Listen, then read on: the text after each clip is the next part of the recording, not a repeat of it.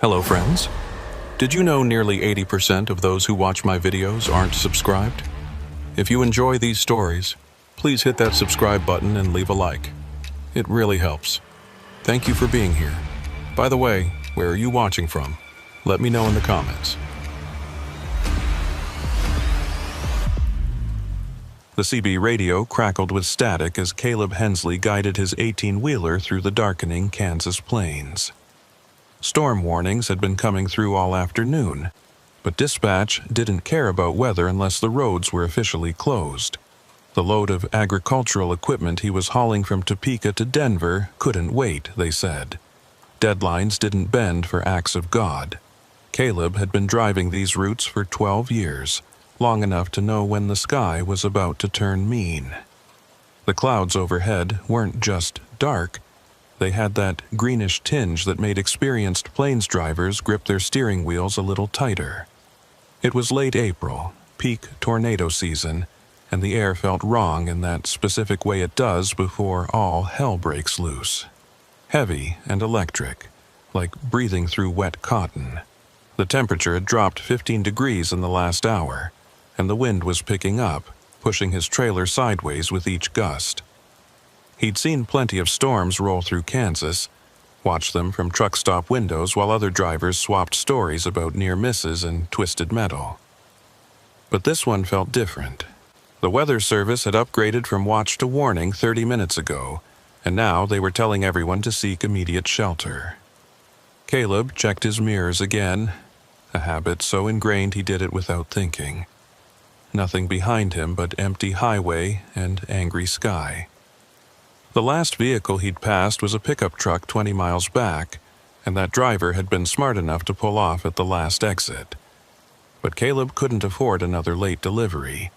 His company had already written him up twice this year for weather delays. One more and they'd put him on probation, maybe worse. The mortgage on his house in Salina didn't pay itself, and his ex-wife's lawyer didn't accept excuses when the alimony check was late.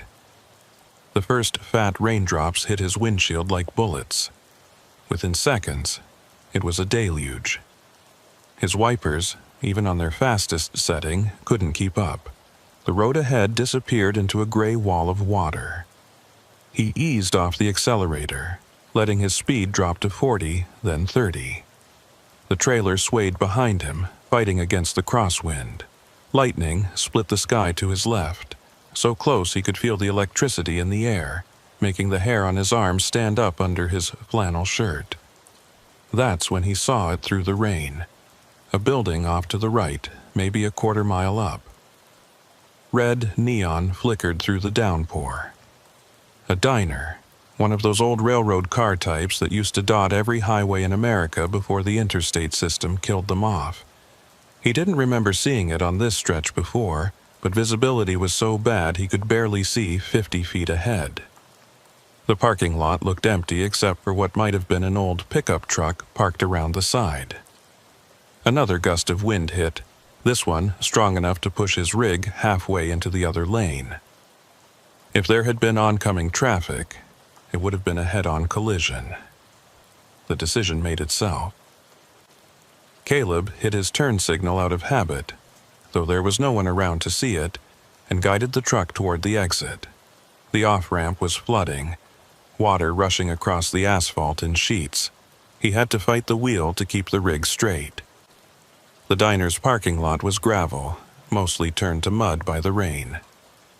He pulled in as far from the building as he could, giving himself room to maneuver if he needed to leave quickly. The engine's rumble died as he turned the key, replaced by the drumming of rain on the cab's roof and the howl of wind through the antenna. He sat there for a moment, watching the diner through the waterfall running down his windshield. The neon sign was damaged, only half the letters still working.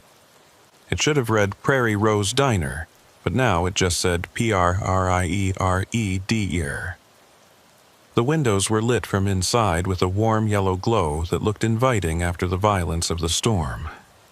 Caleb grabbed his jacket from behind the seat, a worn Carhartt that had seen better decades, and pulled it on. He'd have to make a run for it. No umbrella was going to help in this sideways rain. He pulled his baseball cap down tight, took a deep breath, and threw open the door. The wind nearly ripped it from his hands. He jumped down from the cab and immediately stepped into ankle-deep water. His boots, good Red Wings that had lasted him 5 years, filled instantly. He slammed the door and ran for the diner, head down against the driving rain. The door was heavier than it looked, solid wood with a small window at head height. He yanked it open and stumbled inside, bringing a spray of rain with him. The door slammed shut behind him with the help of the wind, and suddenly the storm was muffled, reduced to a distant roar. He stood there dripping on the checkered linoleum floor, breathing hard. The inside of the diner was exactly what you'd expect from the outside. Red vinyl booths, chrome stools along a counter, black and white photographs on the walls showing the place in what must have been its heyday. The air smelled of old grease and fresh coffee, with something else underneath, something musty and forgotten. A jukebox in the corner played a Patsy Cline song.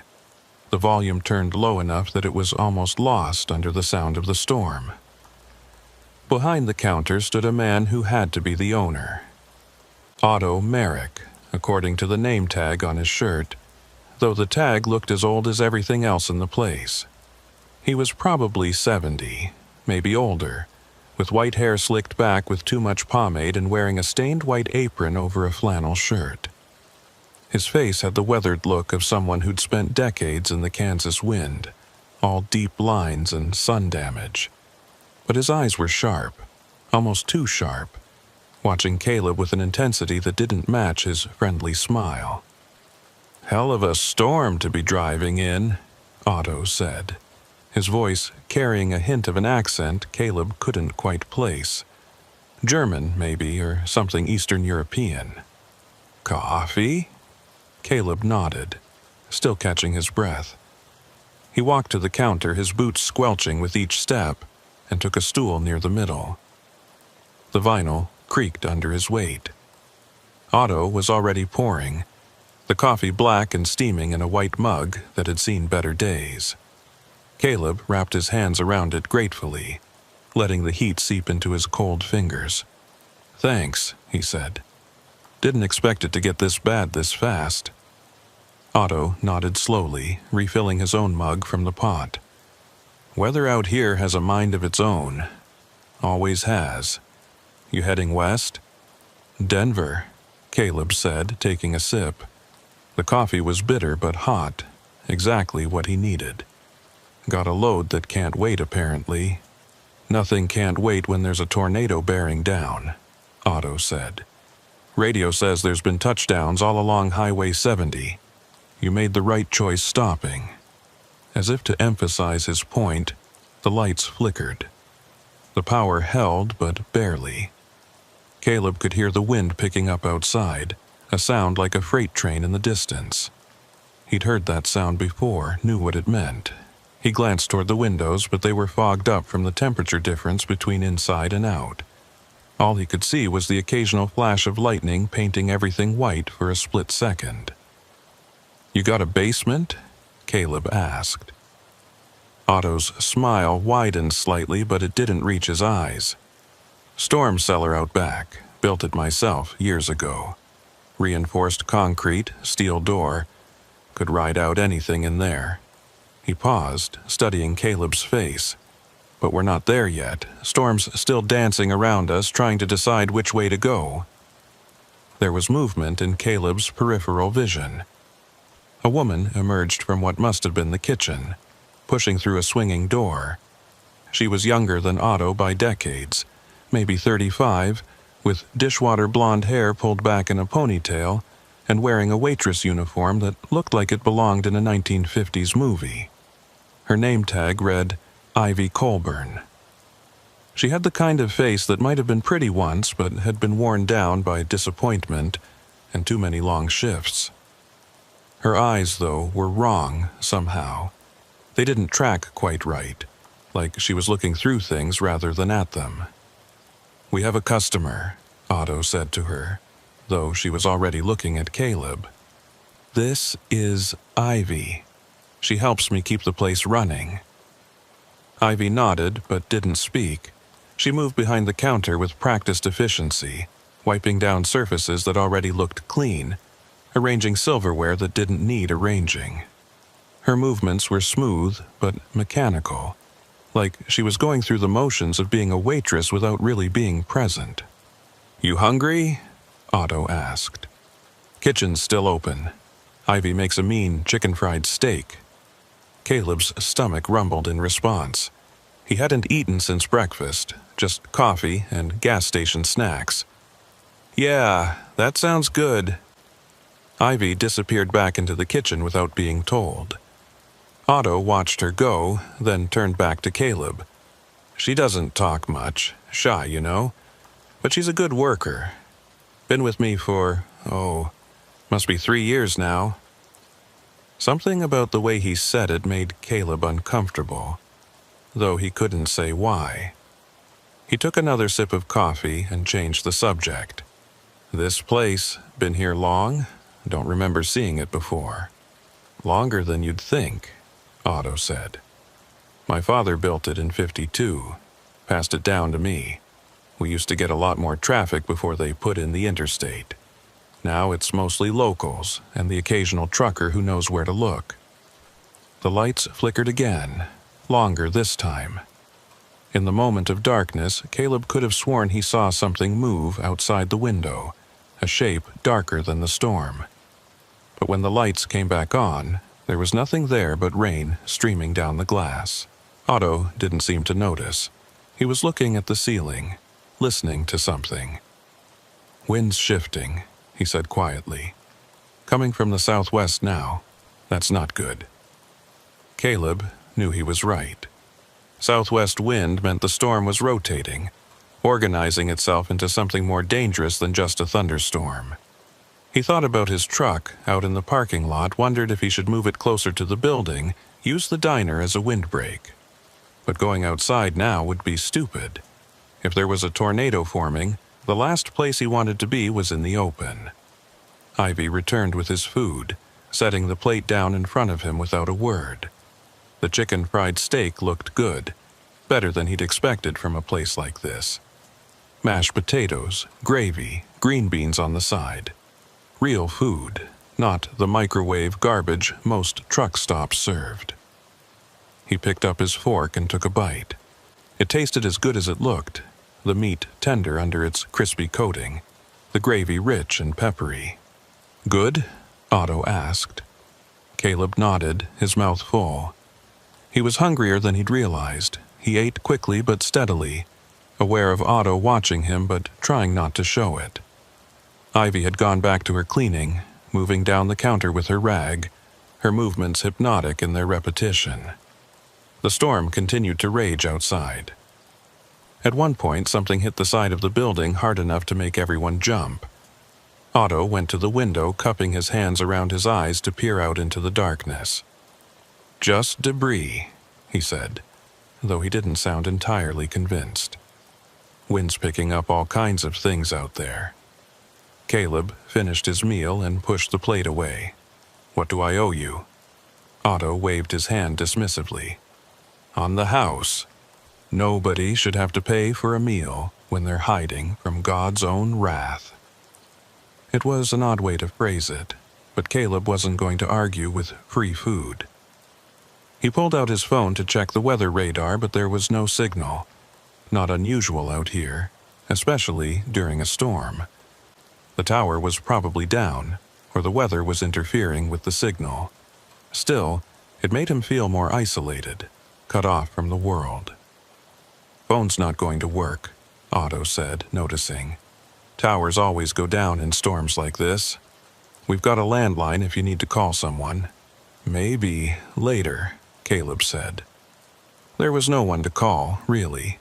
His ex wouldn't care if he was in danger, and his kids were teenagers who barely answered his texts, let alone his calls. The jukebox had stopped playing at some point, he realized. The only sound now was the storm and the hum of the refrigerator behind the counter. It made the diner feel smaller, more enclosed. Like they were in a bubble, separated from the rest of the world by walls of wind and rain. "You know," Otto said, leaning on the counter, "we had a trucker come through here, must have been 6 months ago. Big fellow, like you. He was running from a storm, too, though not as bad as this one. Stayed the whole night, sleeping in one of the booths. When morning came, he was gone. Left his truck, though. Still sitting out behind the building if you want to see it." Caleb felt a chill that had nothing to do with his wet clothes. "He just left his truck?" Otto nodded slowly. "Happens sometimes. People get spooked by the weather, by the isolation. They abandon things, start fresh somewhere else. Or maybe something else happened to him. Hard to say. We called the company on the side of the truck, but they said they'd never heard of him. Isn't that strange?" Very strange, Caleb thought, but didn't say. Truckers didn't just abandon their rigs. Those trucks were their livelihood, sometimes their homes. You'd have to be desperate or dead to walk away from one. He glanced at Ivy, wondering if she knew more about what had happened to that other trucker, but she was staring out the window at the storm, her reflection in the glass making it look like there were two of her. The lights went out completely this time. The darkness was absolute, so thick Caleb couldn't see his hand in front of his face. He heard Otto moving, the scrape of his shoes on the linoleum, then the click of a flashlight. The beam cut through the darkness, playing across the walls and ceiling before settling on a door marked "Private" that Caleb hadn't noticed before. "Storm cellars through there and down," Otto said, his voice different in the darkness, lower and more serious. "Might be time to think about heading down." But before anyone could move, the lights flickered back on, weaker than before, casting everything in a sickly yellow glow. And in that moment of returning light, Caleb saw someone standing at the window, pressed against the glass, looking in. A face, pale and distorted by the rain, eyes wide and unblinking. Then the figure was gone, vanished into the storm as if it had never been there at all. "Did you see that?" Caleb asked, standing up so fast his stool tipped over. Otto and Ivy exchanged a look, quick but meaningful. "See what?" Otto asked, his tone carefully neutral. Someone was at the window, looking in. Otto walked over to the window, making a show of looking out. "Nobody out there. Nobody'd be out in this weather unless they had to be. Like you." But Caleb knew what he'd seen. Someone had been there, watching them. And from the way Otto and Ivy were acting, they knew it too. They just weren't saying so.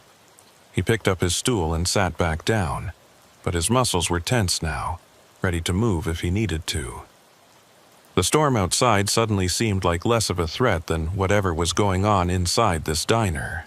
The wind howled louder, and somewhere in the distance, Caleb could hear that freight train sound getting closer. But his eyes kept going to that window, waiting to see if the face would appear again. And in the reflection of the glass, he could see Otto and Ivy watching him, their expressions unreadable in the dim light. The freight train sound was getting closer, and Caleb knew they were running out of time. The windows rattled in their frames, and he could feel the pressure dropping, making his ears pop. Outside, the darkness had taken on a greenish tint that every plane's driver knew meant trouble. But Otto and Ivy seemed in no hurry to move toward that storm cellar. They stood there watching him, waiting for something he couldn't understand. "We need to get to shelter," Caleb said, standing up. His wet boots squeaked against the linoleum. "That's not just wind anymore. There's a tornado out there." Otto tilted his head slightly, listening. "Not yet. It's still forming, still deciding. We have a few minutes." He walked behind the counter and pulled out a bottle of whiskey, the kind of cheap bourbon that burned going down. He poured 3 glasses without asking if anyone wanted any. "Helps with the nerves," he said, pushing one toward Caleb. Caleb didn't touch it. Every instinct he'd developed over 12 years on the road was screaming at him that something was wrong here. It wasn't just the storm or the strange behavior of his hosts. It was something deeper, something in the very air of the place. The diner felt like it was holding its breath, waiting for something to happen. "That trucker you mentioned," Caleb said, keeping his voice steady. "The one who left his rig, what was his name?" Otto and Ivy exchanged another one of those looks. "Never got his name," Otto said after a pause. "He wasn't much for talking. Just sat where you're sitting, actually. Ate his meal, waited out the storm. Come morning, like I said, he was gone." "And you didn't think that was worth reporting to the police?" Otto shrugged, the movement casual, but his eyes remained fixed on Caleb. "Police don't come out this way much. Besides, man wants to disappear. That's his business. Lots of people running from something. Maybe he had debts. Maybe he had a wife he wanted to get away from. Maybe he just got tired of the life." The lights flickered again, and in the brief darkness, Caleb heard something that made his blood run cold. Footsteps on the roof. Heavy, deliberate footsteps, like someone walking carefully across the rain-slicked surface. But that was impossible. Nobody could be up there in this wind. They'd be blown off in seconds. When the lights came back, Ivy had moved. She was standing by the door to the kitchen now, blocking it with her body. Her face was still blank, but there was something different about her posture. Something protective or maybe defensive. Otto noticed Caleb looking and smiled that smile that didn't reach his eyes. "Old building," he said. "Makes all kinds of noises in a storm, the tin roof especially. Sometimes sounds just like footsteps." But Caleb had been in plenty of old buildings during storms. He knew the difference between structural noise and the sound of someone walking. He stood up slowly, reaching into his pocket for his keys. "I think I'll check on my truck. Make sure the load's secure." "In this weather?" Otto asked, his eyebrows rising. "That would be foolish. You could be hit by debris or worse. Better to stay inside where it's safe." Safe. The word hung in the air between them like a lie nobody believed. Caleb looked toward the window again, and this time he saw it clearly. His truck was still there, barely visible through the rain, but there was someone standing next to it. A figure in what looked like coveralls, just standing there in the storm, not moving despite the wind that should have been knocking them over. "There's someone by my truck," Caleb said, pointing. This time Otto didn't even pretend to look. Probably just shadows. The mind plays tricks in weather like this, sees things that aren't there, misses things that are. That last part sounded like a warning. Caleb backed toward the door, keeping his eyes on both Otto and Ivy. "I'm going to my truck. Thanks for the meal." "You won't make it," Ivy said suddenly, her voice flat and strange like she was reading from a script. "The storm won't let you."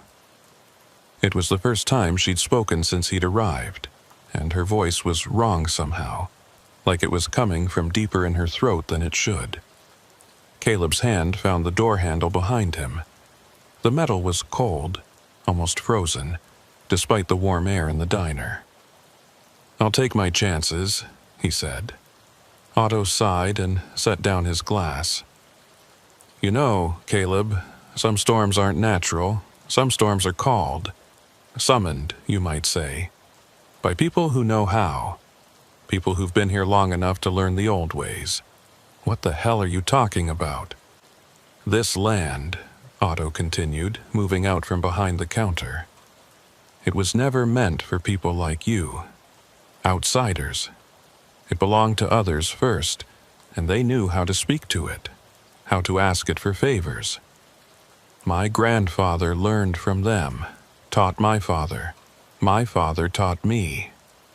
The footsteps on the roof were getting louder, more numerous. It sounded like multiple people up there now, walking in circles. The pressure in the room was dropping fast, and Caleb's nose started to bleed, just a trickle he could taste on his lips. "You're both crazy," Caleb said, yanking on the door handle. It didn't budge. The door that had opened easily when he'd entered was now sealed shut, like it had been welded closed. "The door won't open until we want it to," Otto said, his voice conversational, almost apologetic. "That's one of the smaller tricks. The storm, though, that's the real showpiece. It brings people to us, people nobody will miss, people whose companies won't come looking too hard. Independent contractors, owner-operators, people who drive alone." Caleb pulled harder on the door, putting his full weight into it. Nothing. Through the window, he could see his truck rocking in the wind, and now there were multiple figures around it, all in those same coveralls, all standing impossibly still despite the hurricane-force winds. "What do you want?" Caleb asked, turning back to face them. His hand went to his pocket knife, though he knew it wouldn't do much good. "Want?" Otto seemed to consider the question. "We want what we've always wanted, to keep this place running, to keep feeding the land what it needs. You see, Caleb, this diner isn't just a building, it's a mouth, and mouths need to eat." The floor beneath Caleb's feet began to vibrate, a low thrumming that he could feel in his bones. The black and white photographs on the walls started to shake, and in them, Caleb could see faces he recognized. Truckers, all of them. Different eras judging by their clothes, but all with the same expression of fear frozen on their faces. "Those aren't old customers," Caleb said, understanding hitting him like a physical blow. "Those are your victims." "Victims is such an ugly word," Ivy said, moving closer. Her movements were still mechanical, but there was something predatory about them now. "They're part of something bigger, part of the diner's history, part of its future." The lights went out again, and this time they stayed out. In the darkness, Caleb could hear things moving. Not just Otto and Ivy, but other things. Wet, sliding sounds like something heavy being dragged across the floor. The smell in the air changed too, from old grease and coffee to something organic and rotting, like a compost heap in summer. Emergency lighting kicked in, bathing everything in a red glow that made the shadows dance. Otto and Ivy looked different in this light, their faces longer, their eyes reflecting the red like animal eyes. And behind them, emerging from the kitchen, were others. People in various states of decay, some fresh, some clearly long dead, all wearing the remnants of truckers' clothes. "You see," Otto said, his voice distorting, becoming something inhuman. "We made a deal, my grandfather and the thing that lives beneath this place. It keeps the diner running, keeps us alive far longer than we should be, and in return, we feed it. Every storm brings someone. The storm calls to them, makes them stop here. And then they join our family." Caleb grabbed a stool and swung it at the window. The glass didn't break, didn't even crack. It was like hitting concrete. He swung again and again, but the window held. Outside, the figures by his truck hadn't moved, still standing in their impossible stillness while the storm raged around them. "The glass is special too," Ivy said, almost apologetically. "Everything here is, built to contain, to prevent escape. The trucker who was here 6 months ago, he tried the same thing. Broke his hands trying to punch through. It didn't help." The thing that had been footsteps on the roof was now something else, something heavier and more deliberate. The ceiling began to crack, lines spreading out from the center like a spider web. Something was coming through, something that had been waiting above them all along. Caleb backed into a corner, holding the stool like a weapon. "People will look for me. My company tracks the truck. They'll know I stopped here." Otto laughed, the sound gurgling and wrong. They'll find your truck abandoned on the side of the highway, miles from here. Tornado damage, they'll say. Driver probably got picked up by the wind. Body carried who knows where. Happens all the time in storms like this. And this diner, it doesn't exist on any modern map. Hasn't for decades. People drive right past it unless the storm calls them. The ceiling gave way with a crash, and something descended into the room. It wasn't quite solid, more like a mass of dark flesh and teeth and eyes, constantly shifting and reforming. It filled the space above them, pressing against the walls, making the whole building groan. The smell was overwhelming now, decay and ozone and something older than both. The land itself is hungry, Otto said, his form beginning to merge with the shadows. It's been hungry since before humans walked here. We just learned how to be its servants, its providers. And now, Caleb Hensley, you'll help us feed it. The thing from above extended what might have been tentacles or might have been tongues reaching for Caleb. He swung the stool at them, and to his surprise, they recoiled. Metal. The chrome legs of the stool made them pull back, leaving marks in the air like burns. Iron, Ivy hissed, her face distorting with anger. He has iron.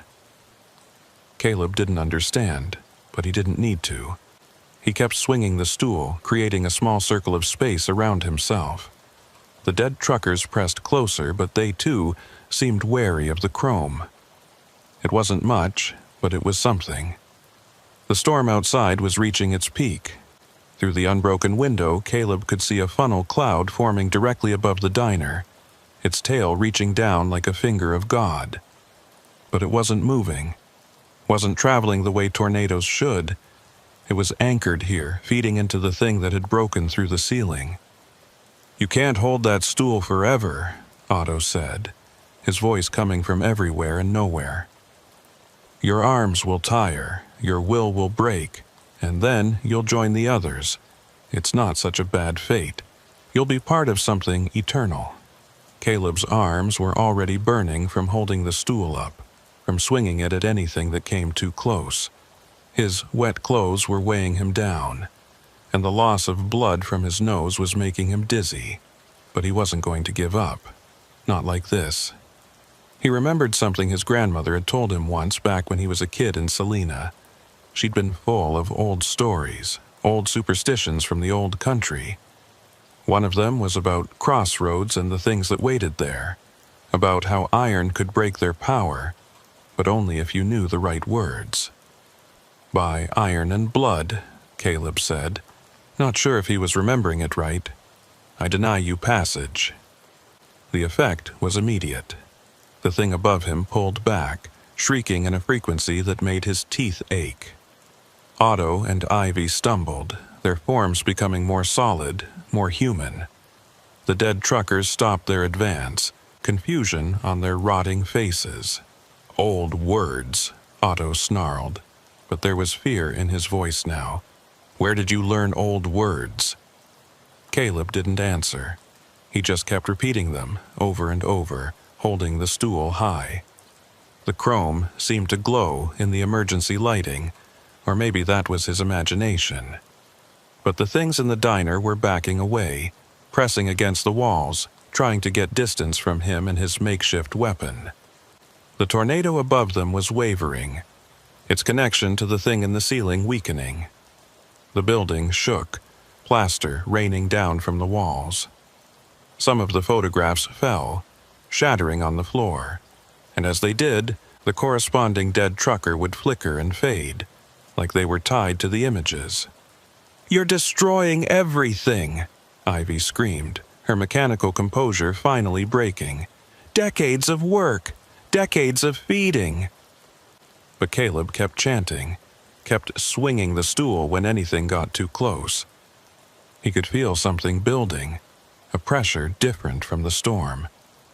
It was like the diner itself was fighting back, trying to expel him like a splinter from skin. The door behind him exploded outward, ripped from its hinges by a wind that came from inside, not outside. The storm rushed in, But instead of attacking Caleb, it seemed to be pulling the other things out, sucking them into the vortex above. Otto and Ivy clung to the counter, their fingers leaving grooves in the wood, but the pull was too strong. "This isn't over," Otto shouted as he was lifted off his feet. "The land remembers. It always remembers." Then he was gone, pulled up through the hole in the ceiling and into the tornado. Ivy followed, her scream lost in the roar of the wind.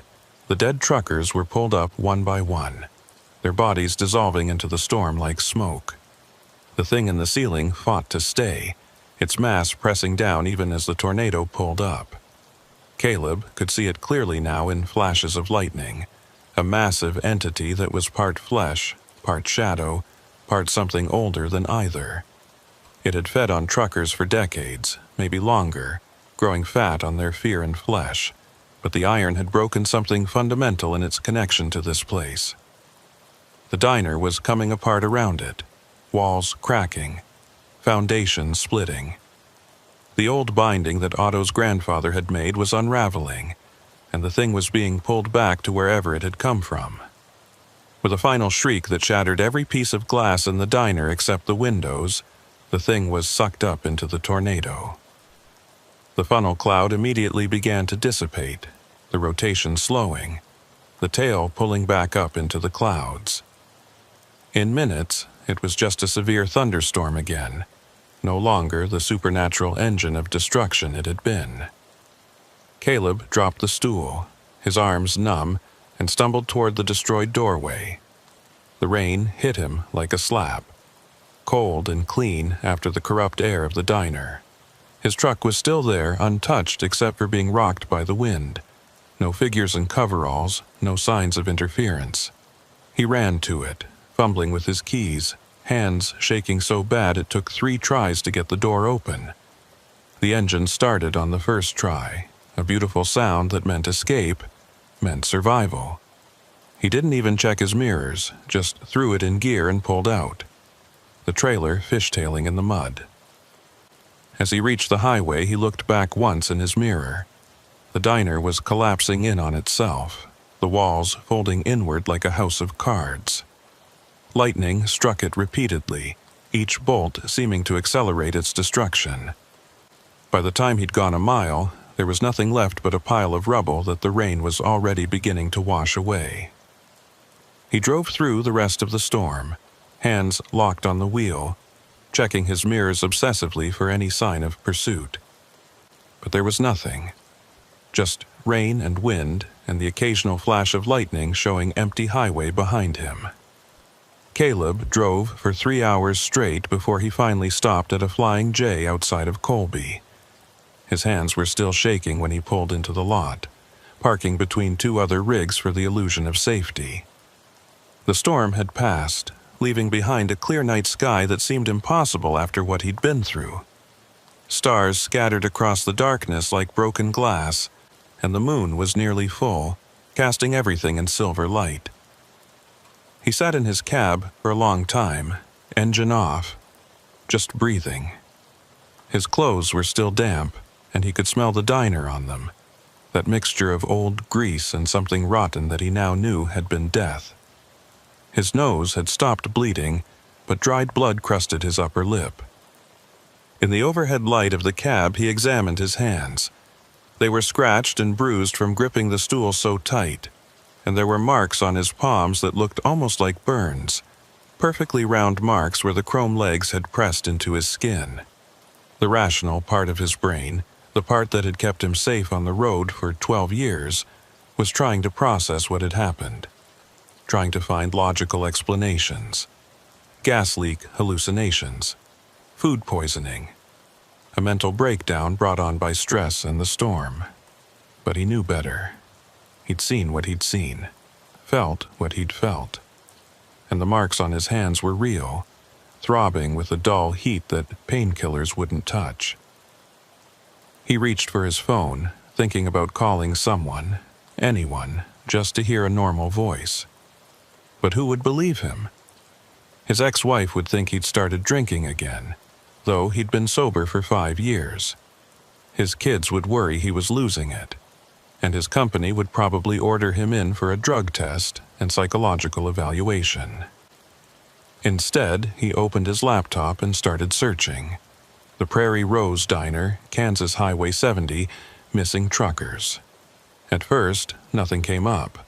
The diner didn't exist in any business directory, wasn't on any map. But when he started digging deeper, searching through old newspaper archives and trucker forums, he found threads. Whispers. Stories that matched his own. A post from 2018 on a trucker's message board. Anyone else ever see that diner that's only there during storms? West of Oakley. Gave me the creeps, didn't stop. No replies. The thread dead. A newspaper article from '94 buried in the back pages of the Salina Journal. Trucker found wandering highway, claims attack by diner cult. The trucker, one Marcus Tillman, had been found walking along I-70 in his underwear, suffering from exposure and what doctors called acute delusional psychosis. He'd insisted that a diner had tried to eat him, that the owners were feeding the ground. He'd been institutionalized. There was no follow-up story. Going back further required diving into historical archives, microfiche converted to digital. Caleb found a pattern stretching back decades. Truckers vanishing along that stretch of highway, always during severe weather. Their rigs found abandoned, sometimes miles from where they'd last been seen. The official explanations were always mundane. Tornado casualties, voluntary disappearances, accidents. But the timing was too consistent, the location too specific. The oldest reference he could find was from 1952, the year Otto had claimed his father built the diner. It was just a mention in a local paper's police blotter. Concern grows over fourth commercial driver to vanish this spring. State police investigating possible connection to recent tornado activity. But there was no follow-up, no resolution. The stories just stopped, like someone had decided they weren't worth pursuing. Caleb's phone buzzed, making him jump. A text from dispatch. Weather clear, expected delivery 0800, confirm en route.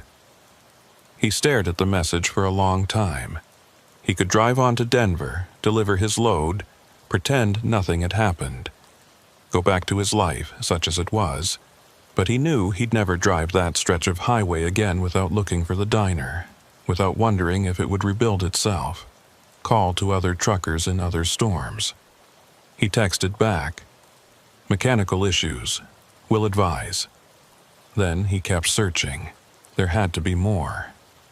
Otto had mentioned his grandfather, said he'd learned from them, the ones who were here first.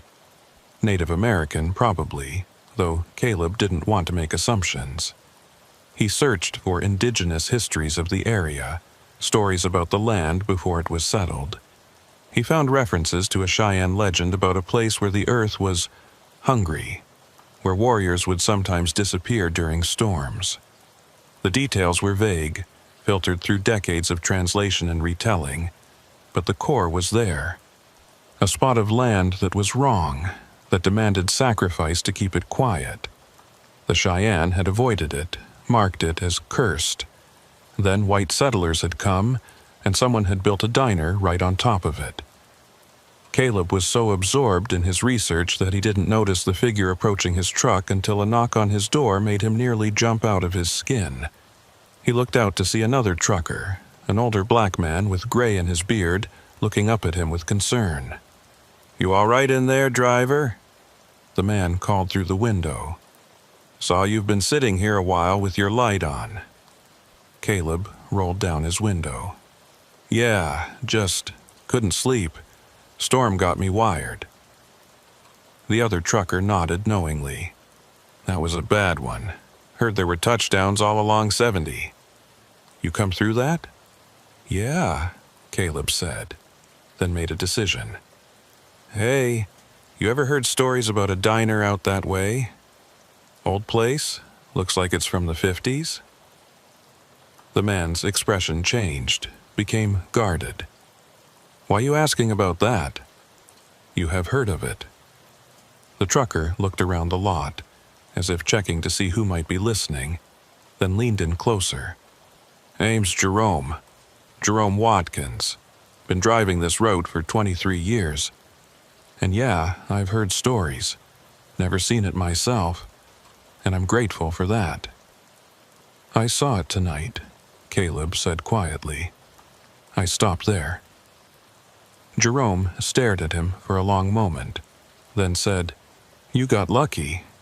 Most who stop there during storms don't drive away. You want to talk about it, really talk about it. There's a diner, a real one, about a mile up the road, Denny's. I'll buy you coffee, and you can tell me what happened." Caleb hesitated, then nodded. He needed to tell someone, and Jerome's reaction suggested he'd believe him. They agreed to meet in 10 minutes, and Jerome walked back to his own rig. The Denny's was bright and normal, full of the usual late-night crowd of travelers and shift workers. They took a booth in the back, and Jerome ordered coffee for both of them. When the waitress was gone, he leaned forward. "Tell me everything," he said. "Don't leave anything out." So Caleb did. He told Jerome about the storm, the diner, Otto, and Ivy, about the thing in the ceiling, and the dead truckers, about the iron and the old words his grandmother had taught him. Jerome listened without interrupting, his face grave. When Caleb finished, Jerome was quiet for a moment, then said, "You know, you can't tell anyone else about this. Not officially. They'll think you're crazy. I know. But you also can't let it go. I can see it in your eyes. You want to do something about it." Caleb nodded. "Other truckers are going to drive through there. Other storms are going to come. And if that place rebuilds itself—" Jerome sipped his coffee, thinking. "I know a few people. Drivers who've had experiences, seen things. We don't talk about it much, but we watch out for each other. There's a network, you could say. We share information, mark dangerous spots, warn each other about places to avoid. Like a supernatural CB channel?" Jerome smiled slightly. "Something like that. The thing is, that diner isn't the only bad place out there. There are spots all over the highway system where things aren't right. Places where reality is thin, where old things sleep, where the wrong kind of people set up shop. We've been mapping them, unofficially, trying to keep drivers safe."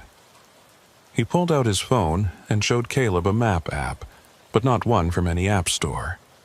It was custom, showing the highway system overlaid with markers. Red dots, yellow triangles, black X's. Each one tagged with dates and brief descriptions. The spot where the Prairie Rose Diner had been was marked with a pulsing red X. "This is current?" Caleb asked. "Updated in real time by drivers all over the country. See, you're not the first to encounter something like this, and you won't be the last. But you're one of the few to survive a direct encounter with a feeding ground." "Feeding ground?" Jerome nodded. "Places where something old and hungry lives under the earth. The indigenous peoples knew about them, avoided them, or appeased them. But when colonization happened, that knowledge was lost or ignored. People built on top of these places, and sometimes, like with your diner, they made deals with what lived below. Otto said his grandfather learned from them, the ones who were here first. Probably did, Jerome said. But he learned the wrong lessons. Instead of avoiding the thing, he tried to use it, feed it, control it. That never ends well, though it can last a long time if you're willing to pay the price." They talked until dawn, Jerome sharing stories from other drivers, other encounters. A rest stop in Nevada where people walked in, but different people walked out. A bridge in West Virginia where trucks would stall for no reason, and drivers would see things in their mirrors that weren't there when they turned around. A stretch of highway in Texas, where the road itself would sometimes lead you somewhere else, somewhere that wasn't on any map. "The highways are liminal spaces," Jerome explained. places between places. That makes them vulnerable to things that exist between. Most of the time, nothing happens. But sometimes, especially during storms, or at certain times of year, the barriers get thin. "So, what do we do about it?" Caleb asked. "We survive. We warn others. And sometimes, like you did tonight, we fight back. That iron trick your grandmother taught you? That's old protection. Real protection. Salt works too, and certain prayers if you believe in them. But mostly, we just try to avoid these places." Jerome transferred the app to Caleb's phone, along with the contact information for other drivers in the network.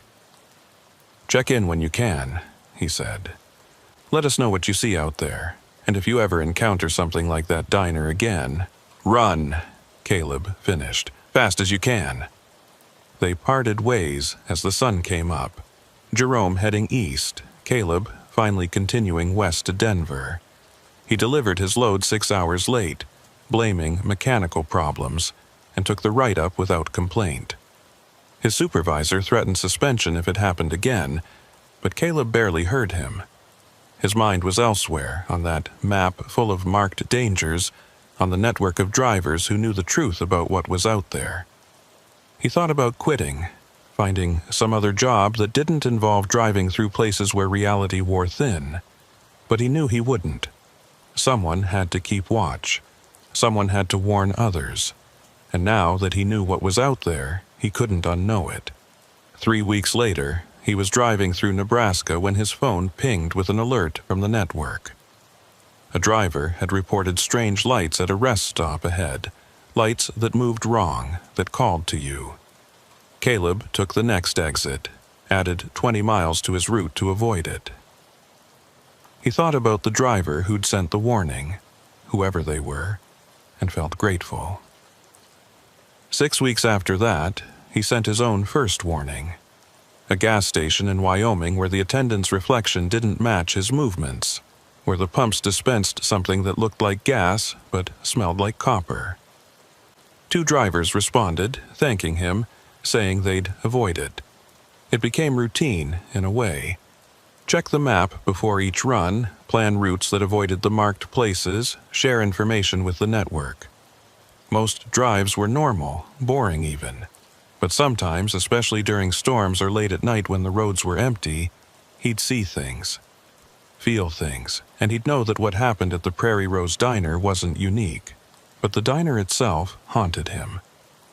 He'd drive past that spot on I-70 sometimes, when the route demanded it. During the day, in clear weather, there was nothing there but an empty field. No sign that anything had ever been built there. But once, during another spring storm, he thought he saw lights in the distance, a red neon glow that shouldn't exist. He didn't stop. Didn't even slow down. But in his mirrors, just for a moment, he could have sworn he saw Otto standing by the side of the road, watching him pass. Still wearing that stained apron, still smiling that smile that didn't reach his eyes. When Caleb looked again, there was nothing there but rain and darkness. The marks on his palms never fully healed. They faded to white scars, perfect circles that ached whenever a storm was coming. His grandmother would have called them witch marks, signs of an encounter with something otherworldly. Caleb just called them reminders. Reminders that the road wasn't always just asphalt and white lines.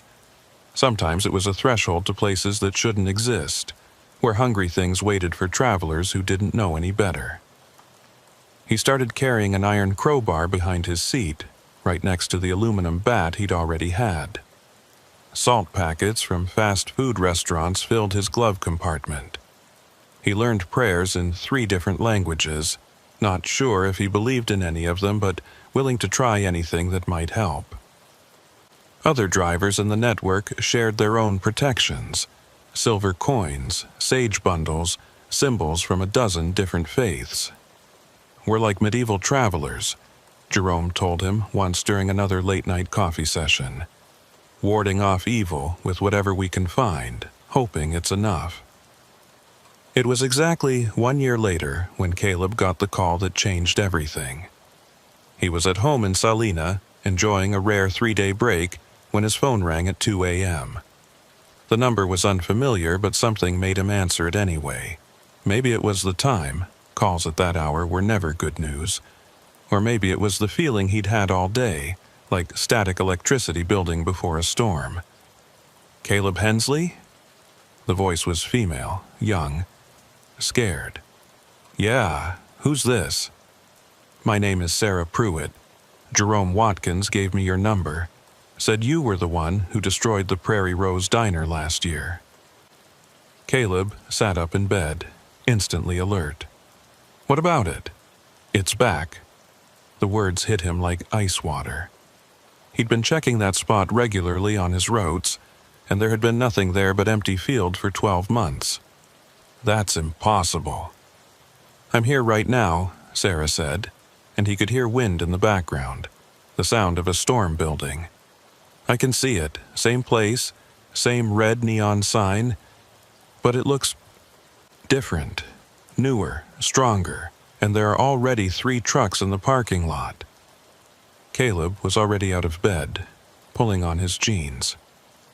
"Get out of there. Don't stop, don't even slow down. I can't just leave those other drivers."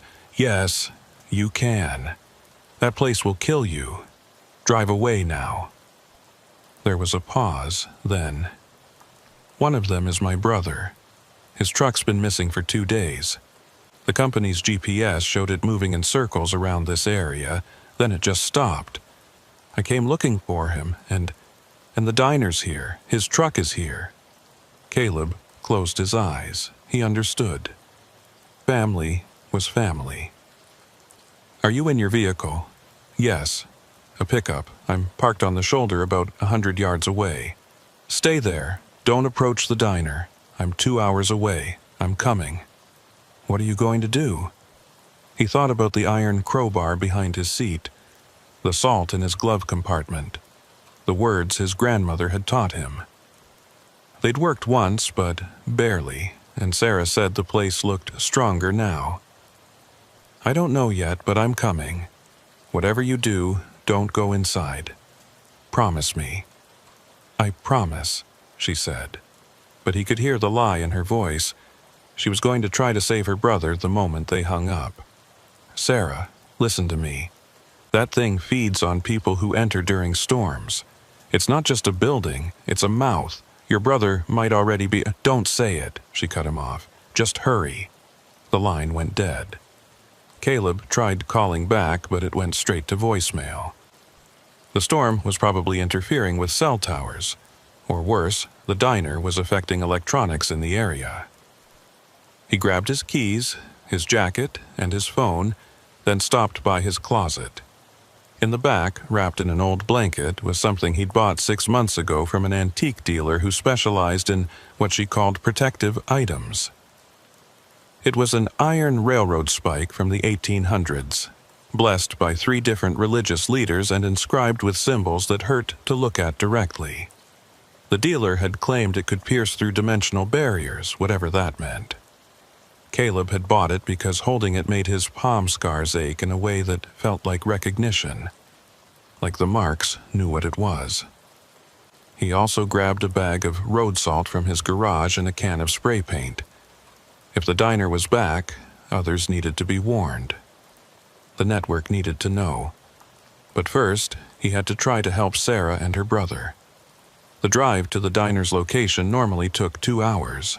Caleb made it in 90 minutes, pushing his pickup to its limits. He'd left his rig at home. This wasn't a job for 18 wheels and a trailer. This was personal now. The storm hit him about 30 miles out, rain coming down so hard he could barely see. Lightning strobed across the sky, and the wind tried to push him off the road more than once. His phone buzzed with alerts from the network. Other drivers were reporting strange things happening all along I-70. Trucks stalling for no reason. Radios picking up transmissions from years ago. One driver swore he'd passed the same exit 6 times before finally getting past it. The diner wasn't just back. Its influence was spreading. When he finally reached the right spot, his headlights caught Sarah's pickup first, still parked on the shoulder where she'd said it would be. Empty. The driver's door was open, rain pouring into the cab. Beyond it, set back from the highway like it had always been there, was the Prairie Rose Diner. But Sarah had been right. It was different. The building looked newer, more solid, more real. The neon sign was fully functional now, blazing red against the storm-dark sky. Every window was lit from within, showing warm yellow light that promised comfort and safety from the storm. It was a better lie than before, more convincing. And there were indeed 3 semis in the parking lot plus a 4th vehicle. A sedan that hadn't been there when Sarah called. Caleb parked behind Sarah's pickup and grabbed his supplies. The railroad spike went in his jacket pocket, heavy and cold against his ribs. The crowbar was in his right hand, the salt bag in his left. The spray paint was in his back pocket. He thought about calling Jerome, calling the network, but there wasn't time. People were in there. Sarah was in there. The walk to the diner felt longer than it should have, like the distance was stretching. The rain hit him like fists, and the wind tried to turn him around, push him back to his truck. But he kept walking, focusing on the lights ahead. As he got closer, he could hear music, that same Patsy Cline song from before, playing on a loop. The door was exactly as he remembered it. Heavy wood with a small window. He could see shapes moving inside, but the glass was fogged up. He tried the handle, expecting resistance, but it opened easily. Too easily. They were expecting him. The interior was immaculate, not just clean, but pristine, like it had just been built yesterday. The chrome gleamed. The vinyl was uncracked. The photographs on the walls showed happy customers from what looked like the 1950s. But Caleb knew better. He could see it in the faces if he looked close enough. The strain around the eyes, the 2 wide smiles. These were people trying to look happy because something was making them. There were 5 people at the counter.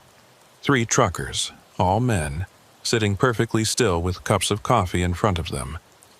They didn't turn when he entered, didn't acknowledge him at all. Just sat there, staring straight ahead. Sarah was at the end of the counter, and she at least looked at him when he came in, her eyes wide with fear, but also relief. And behind the counter were Otto and Ivy. They looked exactly the same as they had a year ago. Not similar, identical. Same clothes, same hairstyles, same expressions. Otto's smile was still cold, and Ivy's movements were still mechanical. The only difference was their eyes. Before, they'd been human eyes, even if the humans behind them were corrupted. Now they were black, completely black, like pools of oil. "Caleb Hensley," Otto said, his voice carrying an echo it hadn't had before, like multiple people speaking in unison. "We've been waiting for you." "Let them go," Caleb said, not moving from the doorway. "All of them. They came here of their own free will," Otto replied. "During a storm seeking shelter, the old compact applies. They're ours now. The diner was destroyed. I saw it collapse." Otto's smile widened, showing too many teeth. "You destroyed a building, but we are not the building. We are what lives beneath it, what has always lived here. The diner is just a shell, a lure. It can be rebuilt. It has been rebuilt, and it will be rebuilt again if necessary." Ivy moved down the counter, refilling coffee cups that were already full. The liquid that poured from the pot wasn't coffee. It was too thick, too dark, and it moved wrong. "You cost us a year of feeding," she said, her voice also echoing. "The land is so hungry now, so angry. It needs more than we used to give it." "How many?" Caleb asked, though he wasn't sure he wanted to know. "3 tonight," Otto said, gesturing to the truckers. "Plus your friend here, plus you. That might be enough to calm it for a while." "Her brother, which one is he?" Otto pointed to the middle trucker, a young man with sandy hair and a cowboy's cap. He looked normal except for his complete stillness and the fact that he hadn't blinked once since Caleb entered. "Tom," Sarah said, her voice breaking. "His name is Tom Pruitt. He's only 23. Please, he has a wife, a baby." "The land doesn't care about such things," Ivy said. "It only cares about the feeding." Caleb took a step forward and immediately felt pressure, like walking into water. The air itself was thick, resistant. "I broke your binding once. I can do it again." "With iron and old words?" Otto laughed, and the sound was like grinding stone. "We learned from that. We made new bindings, stronger ones. The land itself agrees to them now. You'd need more than a grandmother's folklore to break them." That's when Caleb pulled out the railroad spike. The moment it cleared his pocket, the temperature in the diner dropped 20 degrees. Otto and Ivy both stepped back, their oil-black eyes widening. Even the truckers stirred slightly like sleepers beginning to wake. "What is that?" Otto hissed. "Iron from the first violation," Caleb said, remembering what the antique dealer had told him. When they drove the railroads through sacred land, through places that should have been left alone. This spike was part of that. It carries the memory of breaking boundaries that shouldn't be broken. And sometimes, that's exactly what you need. He didn't wait for them to respond. He drove the spike into the floor with all his strength. The linoleum cracked, split, and beneath it was not concrete or wood, but something organic and dark, like exposed muscle. The spike sank in deep, and the diner screamed. It wasn't a human scream or even an animal one. It was the sound of something fundamental being torn, like reality itself was in pain. The walls began to ripple, the photographs falling and shattering. The pristine surfaces started to age rapidly, chrome rusting, vinyl cracking, wood rotting. Otto and Ivy rushed at him, moving faster than humans should be able to move. But Caleb was ready with the crowbar, swinging it in a wide arc that caught Otto in the chest. There was a sound like breaking glass, and Otto's form shattered into black fragments that dissolved before they hit the ground. Ivy grabbed his throat with hands that felt like ice, her black eyes inches from his. "You don't understand what you're doing," she said, her voice desperate now. "Without us to feed it, to control it, it will eat everything, the whole town, the whole county." Caleb brought his knee up into her stomach and she doubled over. He pushed her away and grabbed the bag of salt, tearing it open and starting to pour it in a circle around the spike. The salt hissed and steamed when it hit the floor, and the organic surface beneath the linoleum began to retreat from it. The truckers were waking up now, shaking their heads, looking confused. Sarah ran to her brother, helping him off his stool. "We need to go," she said to Caleb. "Now." But Caleb wasn't done. He pulled out the spray paint and wrote on the wall in large red letters, "Danger. Do not stop feeding ground." Then he added the date and his name. Evidence, warning, testimony. The diner was coming apart around them now. Not collapsing like before, but unraveling, like it was being pulled back to wherever it had come from. Ivy was on her knees by the counter, her form flickering between human and something else. Something made of shadow and teeth. "The land will remember," she said, echoing Otto's last words from a year ago. "It always remembers, and it will call others to serve it." "Then others will stop them," Caleb said. He helped Sarah get the truckers moving, all of them stumbling like drunks as whatever had held them released its grip.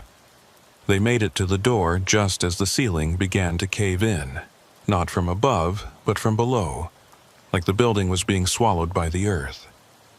They ran through the storm to their vehicles. The truckers climbed into their rigs, started their engines with shaking hands.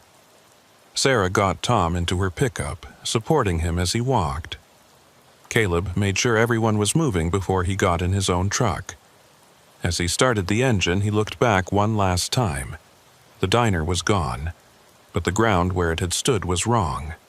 It pulsed like a wound, and things moved beneath the surface. Then the rain washed over it, and it was just an empty lot again, innocent-looking in the lightning flashes. He followed the convoy of vehicles to the nearest town, making sure everyone made it to safety. At a 24-hour McDonald's, they sat in a booth, drinking coffee that was actually coffee, trying to process what had happened. The truckers didn't remember much, just stopping for shelter, then waking up when the place started falling apart. Tom remembered even less, just 2 days of vague dreams about being underground. Sarah was the only one who'd seen what Caleb had seen, who knew the full truth. "Will it come back again?" she asked quietly while the others were distracted. "Probably," Caleb admitted. "But it'll take time. And now more people know about it. The network will watch that spot. We'll warn others." "The network?" He explained about the informal system of drivers who tracked these things, who tried to keep the roads safe from hazards that weren't on any official map. Sarah listened intently, then asked to join. Her brother had almost been taken. She wanted to help prevent it from happening to others. Over the next few months, that stretch of I-70 became one of the most monitored sections of highway in the network. Drivers would take photos of the empty lot where the diner appeared, documenting that it was still gone. Any unusual activity was immediately reported.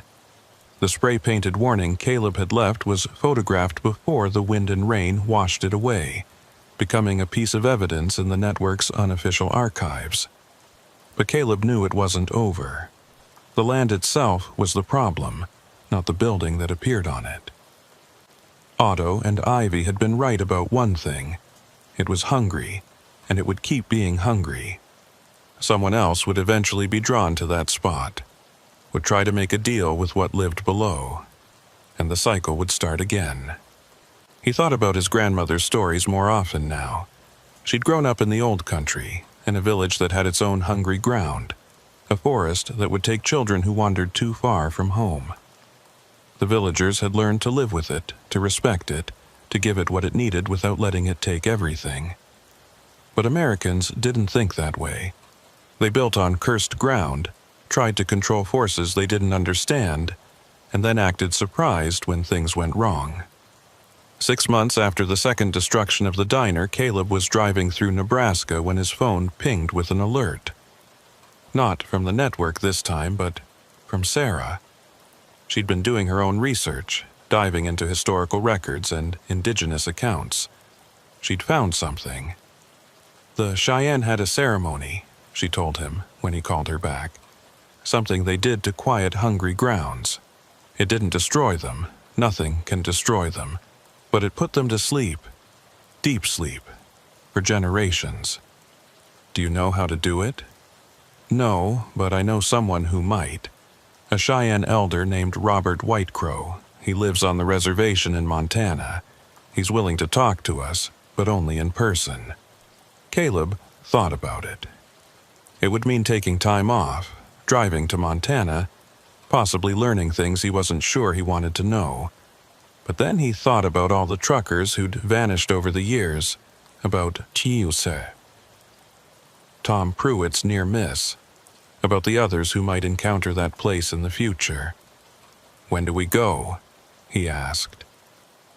They met a week later in Billings and drove together to the reservation.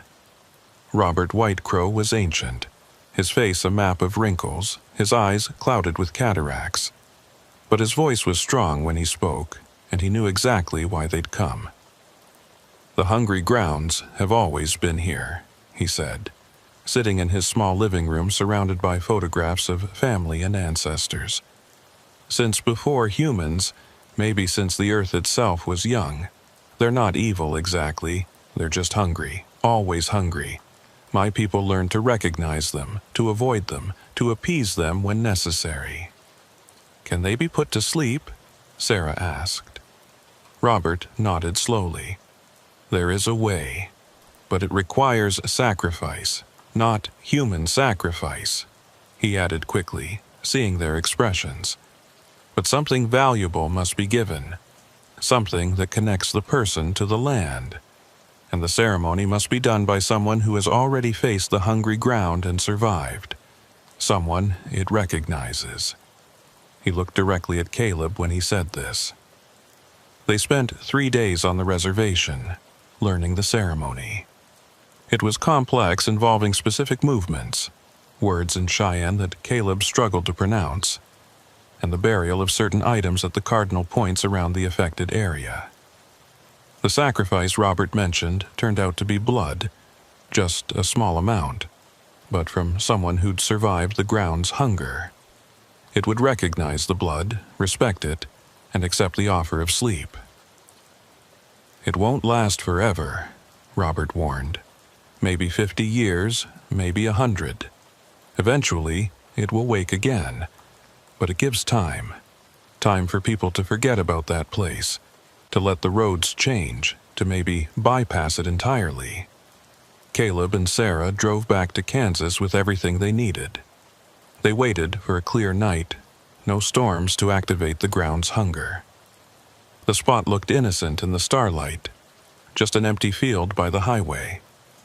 But Caleb could feel it watching as they worked, recognizing him, remembering their previous encounters.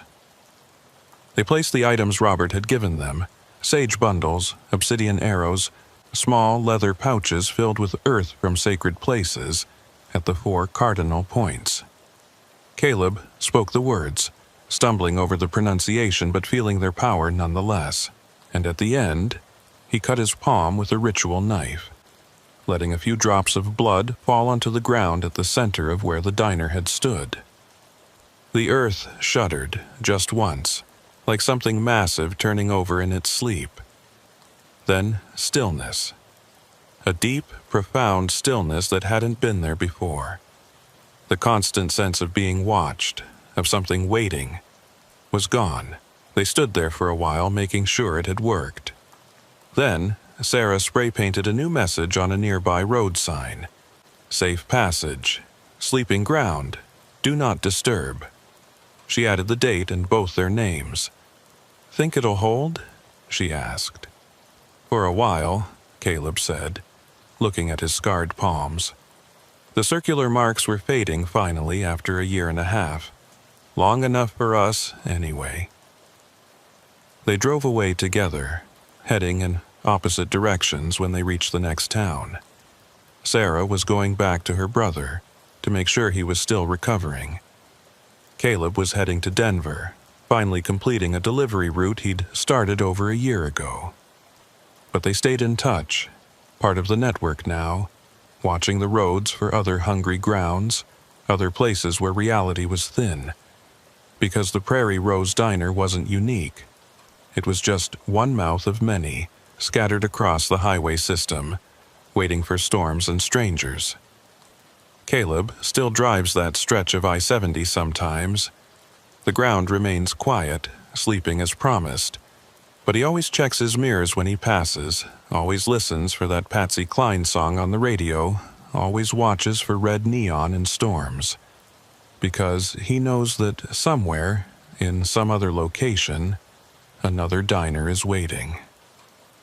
Another Otto and Ivy are serving coffee that isn't coffee. Another hungry ground is feeding. The road is long and full of monsters.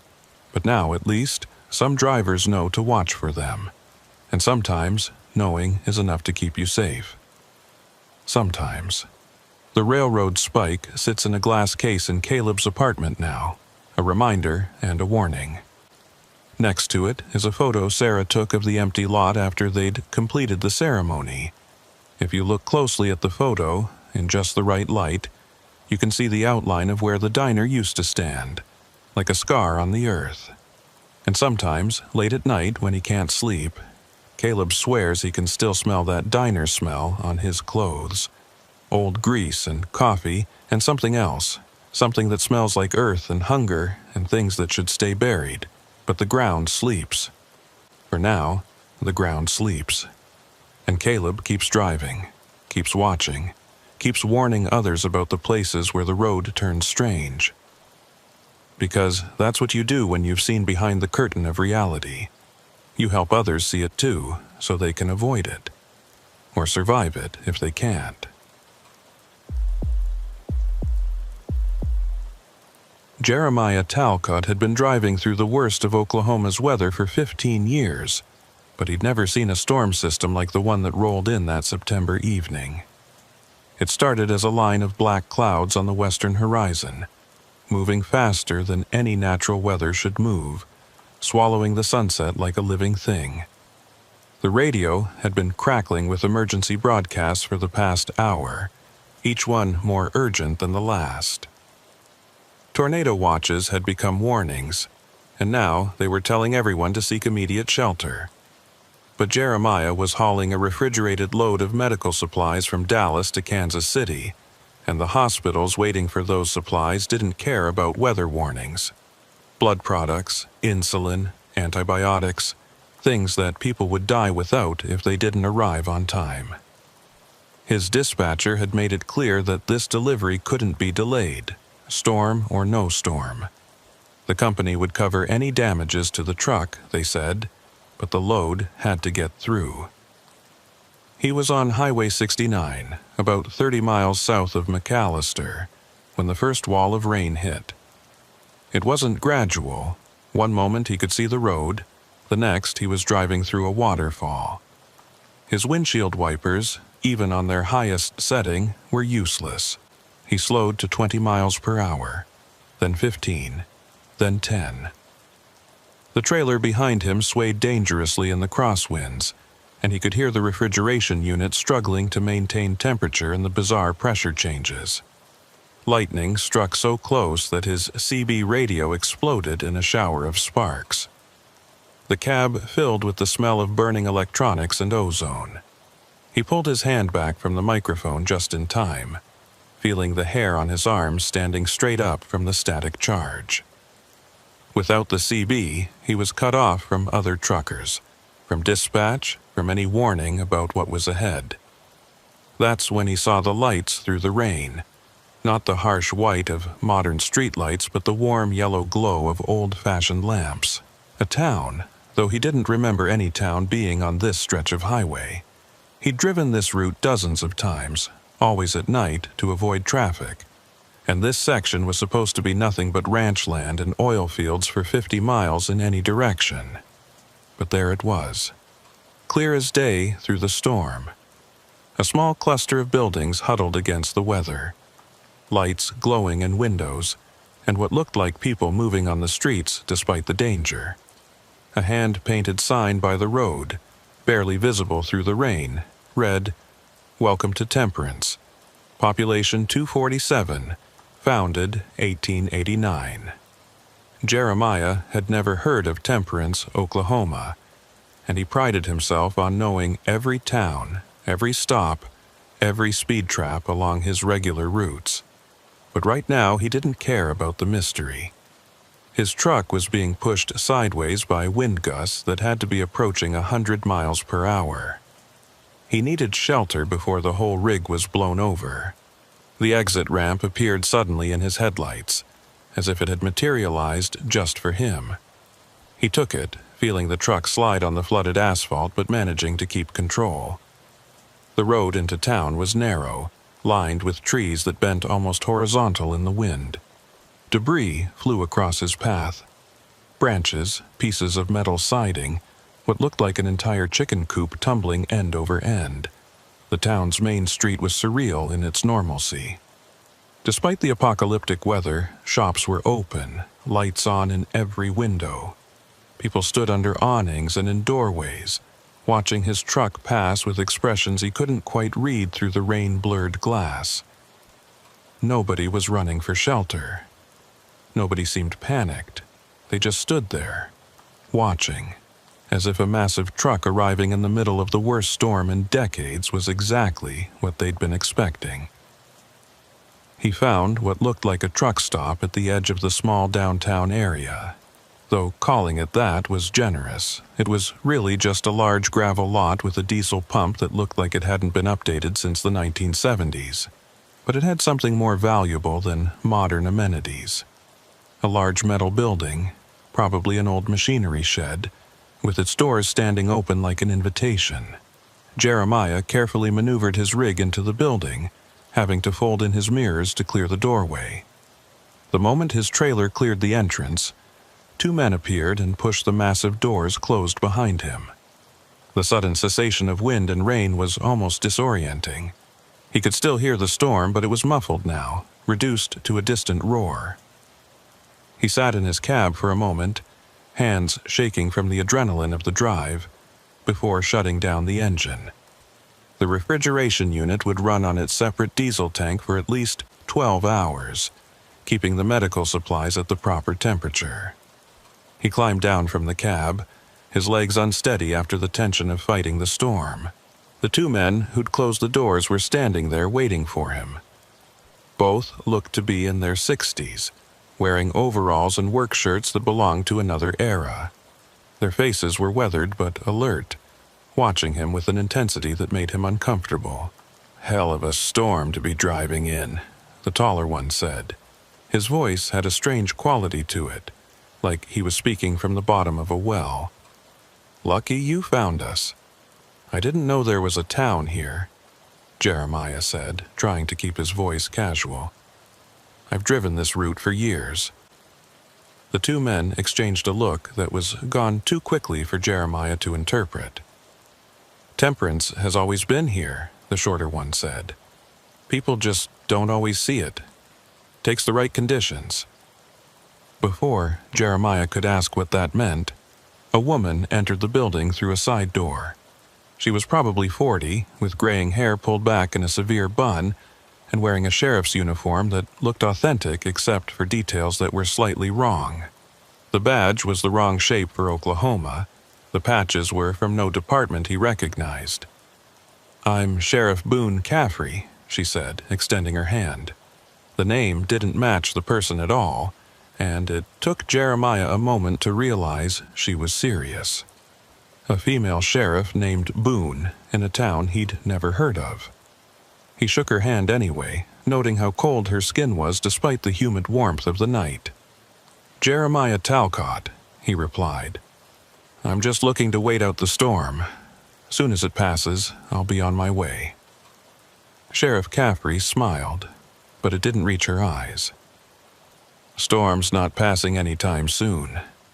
This is one of those systems that likes to sit and spin. Could be here for days. You'd best come into town proper. Get yourself a room at the hotel, some food in your belly. Your truck will be safe here. Earl and Curtis will watch it." She gestured to the 2 men, who nodded in unison. Jeremiah wanted to refuse, wanted to stay with his truck and its valuable cargo. But something about the way all 3 of them were looking at him made it clear that refusing wasn't really an option. "I need to check the refrigeration unit every few hours," he said. "Of course," Sheriff Caffrey said smoothly. "You can come back whenever you need. The hotel's just a 5-minute walk. Come on, I'll show you the way." He grabbed his overnight bag from the cab, locked the truck even though he suspected locks meant nothing here, and followed the sheriff out into the storm. The wind hit him immediately, trying to tear the bag from his hand, but Sheriff Caffrey walked through it like it was a gentle breeze. She didn't even hold on to her hat. The walk to the hotel took them down Main Street, past storefronts that belonged in a museum. A barber shop with a spinning pole that somehow kept spinning despite the wind. A general store with goods in the window that hadn't been manufactured in decades. A diner that was packed with people, all sitting still at their tables, all turning to watch as Jeremiah passed. "Busy night," he commented, having to shout over the wind. "Storm brings everyone together," Sheriff Caffrey replied, her voice somehow carrying perfectly despite speaking at a normal volume. "It's like a holiday for us, a celebration." The hotel was called the Temperance Inn, a 3-story building that looked like it had been lifted straight from the 1890s. The wooden sign above the door swung violently in the wind, making a rhythmic creaking that sounded almost like voices. Sheriff Caffrey held the door for him, and he stepped into a lobby that smelled of old wood and something else. Something medicinal and sharp. Behind the desk was a woman who could have been anywhere from 50 to 80, her face one of those ageless masks that some people wear. She smiled at Jeremiah, and he noticed her teeth were perfect, too perfect, like dentures that didn't quite fit. "This is Ruth Ann Winslow," Sheriff Caffrey said. "She runs the inn. Ruth Ann, Mr. Talcott needs a room for the night. Maybe longer, depending on the storm." Ruth Ann's smile widened. "Of course. We've been expecting someone. Room 237 is all ready. Second floor, end of the hall, best room in the house." She handed him an actual metal key, not a key card, attached to a wooden tag with the room number burned into it. "How much for the night?" Jeremiah asked, reaching for his wallet. "Oh, we'll settle up when you leave," Ruth Ann said. "No point counting costs until we know how long you'll be with us." Something about the way she said it made it sound like his length of stay had already been determined, and not by him. But he was tired, stressed from the drive, and the idea of a bed sounded better than sleeping in his cab during a storm. Sheriff Caffrey tipped her hat. "I'll leave you to get settled. If you need anything, anyone in town can help you. We're all very helpful here in Temperance." She left, the door slamming shut behind her with a bang that made Jeremiah jump.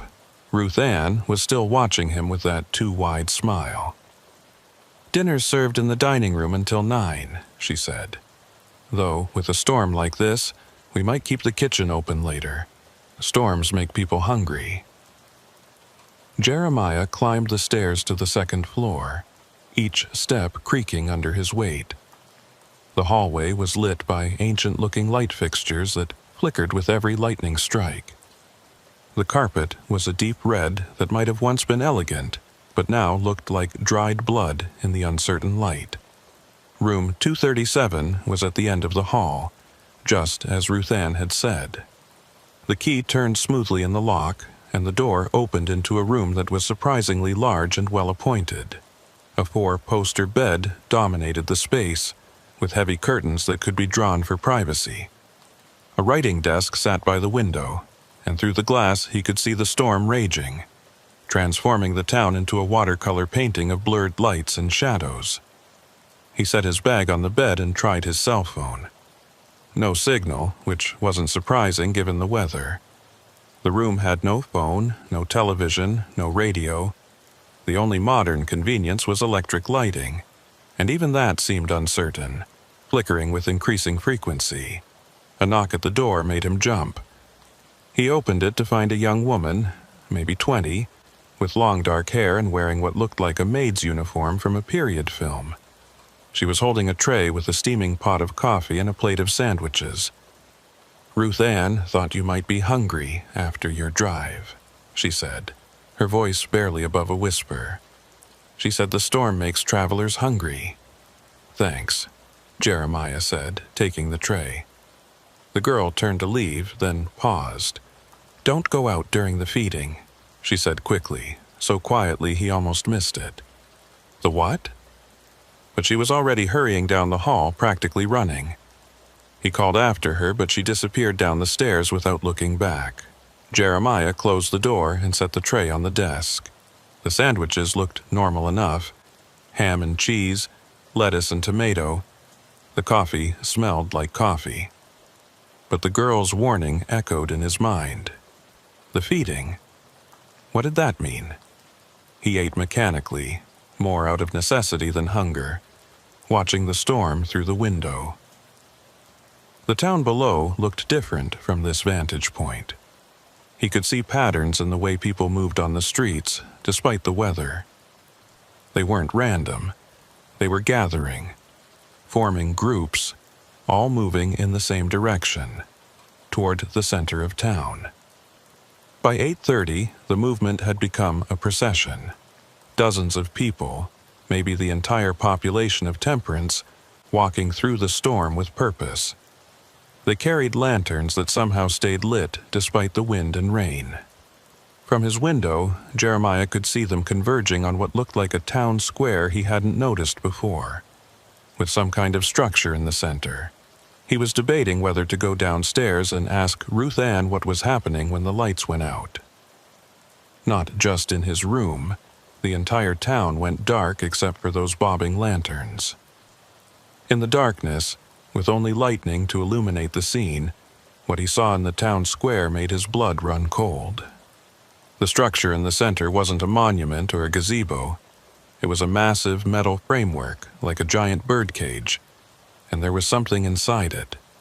Something that moved with too many limbs, something that the townspeople were approaching with their lanterns raised high.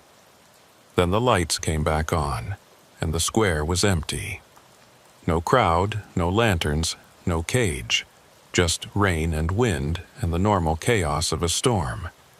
Jeremiah blinked, rubbed his eyes, looked again. Nothing.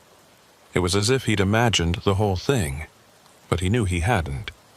Something was fundamentally wrong with Temperance, something that went beyond just being an oddly isolated town. He needed to get back to his truck, check on his cargo, and get out of here as soon as the storm broke, even if it meant driving through dangerous conditions. He grabbed his jacket and headed for the door, but when he tried to turn the handle, it wouldn't budge. The door was locked from the outside. He tried his key, but it no longer fit in the lock, as if the mechanism had been changed while he wasn't looking. Panic rising in his throat, he went to the window. It was painted shut, layers and layers of paint sealing it closed. He could break it, but it was a straight drop to the street below, and he could see people gathering again, looking up at his window as if they knew he was watching. Sheriff Caffrey was among them, and she raised her hand in what might have been a wave or might have been a warning. Beside her stood Ruth Ann Winslow and the two men from the truck stop, Earl and Curtis. All of them looking up at his window, all of them smiling. The lights went out again, and this time they stayed out. In the darkness, Jeremiah could hear something that wasn't the storm. It was a rhythmic pounding, like a massive heartbeat, coming from somewhere below the town. And with each beat, he could hear voices, hundreds of them, chanting in a language he didn't recognize but somehow understood in his bones. They were calling something, summoning it. And whatever it was answering. The room grew cold, so cold his breath misted in the air.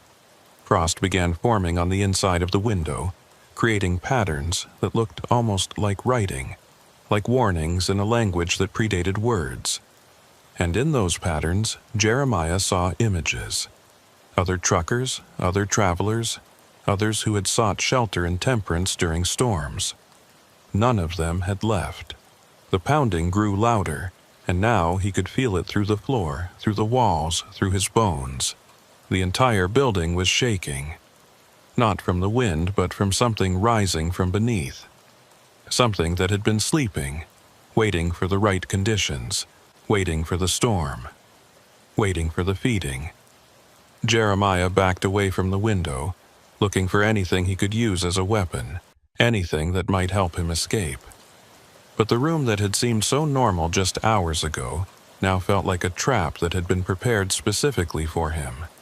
Even the furniture seemed hostile, the shadows they cast reaching toward him like grasping fingers. Then he heard it. Footsteps in the hallway. Slow, measured, deliberate.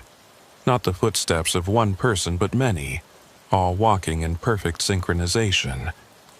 They stopped outside his door, and he could see shadows moving in the gap beneath it. Many shadows, far too many for the narrow hallway. A voice spoke, and he recognized it as Ruth Ann's, though it sounded different now, older, more primal. "Mr. Talcott, it's time. The storm has accepted you. The town has accepted you. Now you must accept your purpose." "What do you want?" Jeremiah called out. Surprised his voice was steady despite the terror coursing through him. "Want?" Ruth Ann laughed, and it sounded like wind through broken glass. "We don't want anything. We are simply the mechanism. Every storm brings an offering. The land demands it, has demanded it since before this town was built. We built the town to focus that demand, to control it, to satisfy it with precision rather than random destruction." "You're talking about human sacrifice," Jeremiah said, his mind reeling. "Such a crude term," Sheriff Caffrey's voice now closer to the door. "Think of it as an exchange. One life given willingly or not to save hundreds. Without our offerings, the storms would devastate the entire state. We hold them here, contain them, feed them what they need to move on." "That's insane." "Is it?" Ruth Ann asked. "How many people die in tornadoes each year? How many towns are destroyed? We've had exactly 0 storm deaths in Temperance in over a century. Our crops never fail. Our buildings never fall. The storm protects us, and we feed it. It's a simple transaction." The doorknob began to turn, slowly, even though Jeremiah knew it was locked. The lock itself was changing, morphing, becoming something else. The door began to open, and he could see them in the hallway. Not just Ruth Ann and Sheriff Caffrey, but dozens of townspeople all standing impossible close together, all staring at him with eyes that reflected light like a cat's. But there was something else, too. Behind them, filling the hallway like smoke, was a presence. Not quite visible, but undeniably there. It smelled of ozone and earth, of rain and deep places that had never seen sunlight. And it was hungry. So terribly, impossibly hungry. "The storm chooses," Ruth Ann said, stepping into the room. "It called you here, made you see our town when thousands of others have driven past without noticing. You were selected, Mr. Talcott. It's an honor, really." Jeremiah grabbed the desk chair, holding it between himself and the advancing crowd. "My truck, the medical supplies, people need them.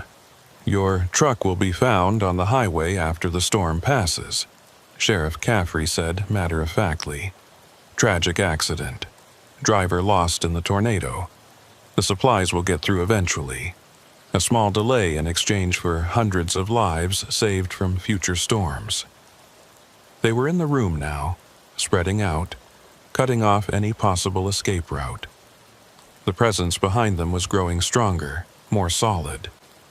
Jeremiah could see it now in his peripheral vision, a shape that hurt to look at directly, that seemed to exist in more dimensions than 3. "Every town has its secrets," Ruth Ann continued, her voice almost sympathetic. "Some towns have serial killers. Some have corrupt politicians. We have a hungry storm, and we've learned to live with it, to make it serve us, even as we serve it." The lights flickered back on suddenly, harsh and too bright, and in that moment of disorientation, they rushed him. Dozens of hands grabbing, pulling, lifting. Jeremiah fought back, swinging the chair, connecting with bodies that felt too solid, too cold. But there were too many of them, and that presence, that hungry thing that rode the storm, was wrapping around him like a living shroud. He was carried from the room, down the stairs, out into the storm. The rain hit him like ice, and the wind tried to tear him from their grasp, but they held on with inhuman strength. The procession moved through the streets, and now Jeremiah could see other townspeople joining them, all moving toward the square, all carrying lanterns that burned with a light that wasn't quite fire. The cage in the square was real, just as he'd seen from his window. It was ancient, made of iron that had been twisted into patterns that hurt to follow with his eyes. Inside was a space that seemed larger than the cage itself, a space that opened onto somewhere else, somewhere that storms were born. They forced him through a door in the cage that he hadn't seen until they opened it. The moment he crossed the threshold, the world changed. He was still in the cage, but he was also somewhere else. A vast plain of churning clouds and constant lightning, where the wind had substance and weight, where the rain fell upward as often as down. And there was something else here with him, the hungry thing that the town fed. It wasn't a creature in any sense he could understand. It was more like a living weather pattern, a consciousness made of pressure differentials and electrical charges. It had been sleeping before humans walked the earth, and it would be here long after they were gone. But it had learned to hunger, learned to want, learned to take. The townspeople were chanting now, their voices somehow carrying over the storm. The thing circled Jeremiah, examining him with senses that weren't sight or touch, but something older, more fundamental. He could feel it in his mind, rifling through his memories, his fears, his dreams. Then it spoke, not in words, but in understanding that appeared directly in his consciousness. It showed him the truth of temperance, the bargain struck over a century ago when the town founders realized what lived in the storms that plagued this land. They could have fled, could have abandoned this place, but instead they chose to stay and to serve. Every storm season they provided offerings. Travelers mostly, people who wouldn't be missed immediately, whose disappearances could be explained by the weather. In exchange, the thing in the storm protected the town, ensured their prosperity, kept the truly devastating tornadoes away from populated areas. It was, in its alien way, a fair trade. One life for hundreds, a few travelers over the decades for the safety of entire communities. The moral calculus was simple, even if the method was monstrous. But Jeremiah Talcott hadn't survived 15 years on the road by accepting his fate quietly. Even as the thing in the storm circled him, probing his mind with its alien consciousness, he was thinking, planning, looking for a way out. The cage might exist in two places at once, the town square and this strange storm dimension, but it was still a physical structure. It had bars, a floor, a door that had opened to let him in. The entity seemed amused by his resistance. Through their mental connection, he could feel its ancient patience, its certainty that he would eventually break. It had fed on hundreds, maybe thousands over the centuries. Each one had fought at first. Each one had eventually surrendered to the inevitable. But Jeremiah noticed something else in that connection. The entity wasn't just reading his mind. He could glimpse fragments of its thoughts, too. And in those fragments, he saw something that gave him hope. The cage wasn't just to keep offerings in. It was to keep the entity contained. The townspeople hadn't tamed this thing. They'd trapped it, made a prison that it could only leave through feeding, and only temporarily. The chanting outside was growing louder, more urgent. Through the bars, Jeremiah could see the townspeople arranged in precise patterns, their lanterns forming geometric shapes that seemed to pulse with purpose. Sheriff Caffrey stood at the cardinal north position, Ruth Ann to the south, Earl to the east, Curtis to the west. They were anchor points, he realized, keeping the cage stable between dimensions. The entity suddenly recoiled from his mind, sensing his understanding. For the first time, Jeremiah felt fear from it, not of him, but of the possibility he represented. If he could disrupt the ritual, if he could break one of those anchor points, the cage might destabilize. And if the cage destabilized while the entity was partially manifested in both dimensions. He didn't know what would happen, but he bet the entity did. And it didn't like the possibility.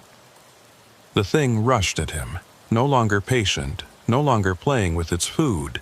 It hit him like a physical force, like being struck by compressed air. He flew backward, hitting the bars of the cage hard enough to see stars.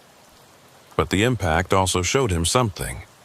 The bars sparked where he touched them, a reaction between the metal and something in the storm dimension. Jeremiah pulled himself up, gripping the bars tightly despite the electrical sensation that ran through his palms. The entity circled warily now, keeping its distance. It couldn't touch him while he was in contact with the bars. They were iron, he realized, old iron, probably forged with specific rituals, designed to conduct certain energies while repelling others. Outside, the chanting faltered for a moment. Sheriff Caffrey stepped forward, her face concerned. "Don't touch the bars, Mr. Talcott. You'll only hurt yourself." But Jeremiah had noticed something else. Each time he touched the bars, the lanterns flickered. The connection between the cage and the anchor points wasn't perfectly stable. It required concentration from the townspeople, and distractions weakened it. He began moving around the cage, running his hands along the bars, creating a constant stream of sparks. The entity writhed, pulled back to the farthest corner of their shared space. The chanting became discordant as the townspeople tried to compensate for the interference. "Stop him!" Ruth Ann shouted, but none of them dared approach the cage. They knew better than to get too close during a feeding.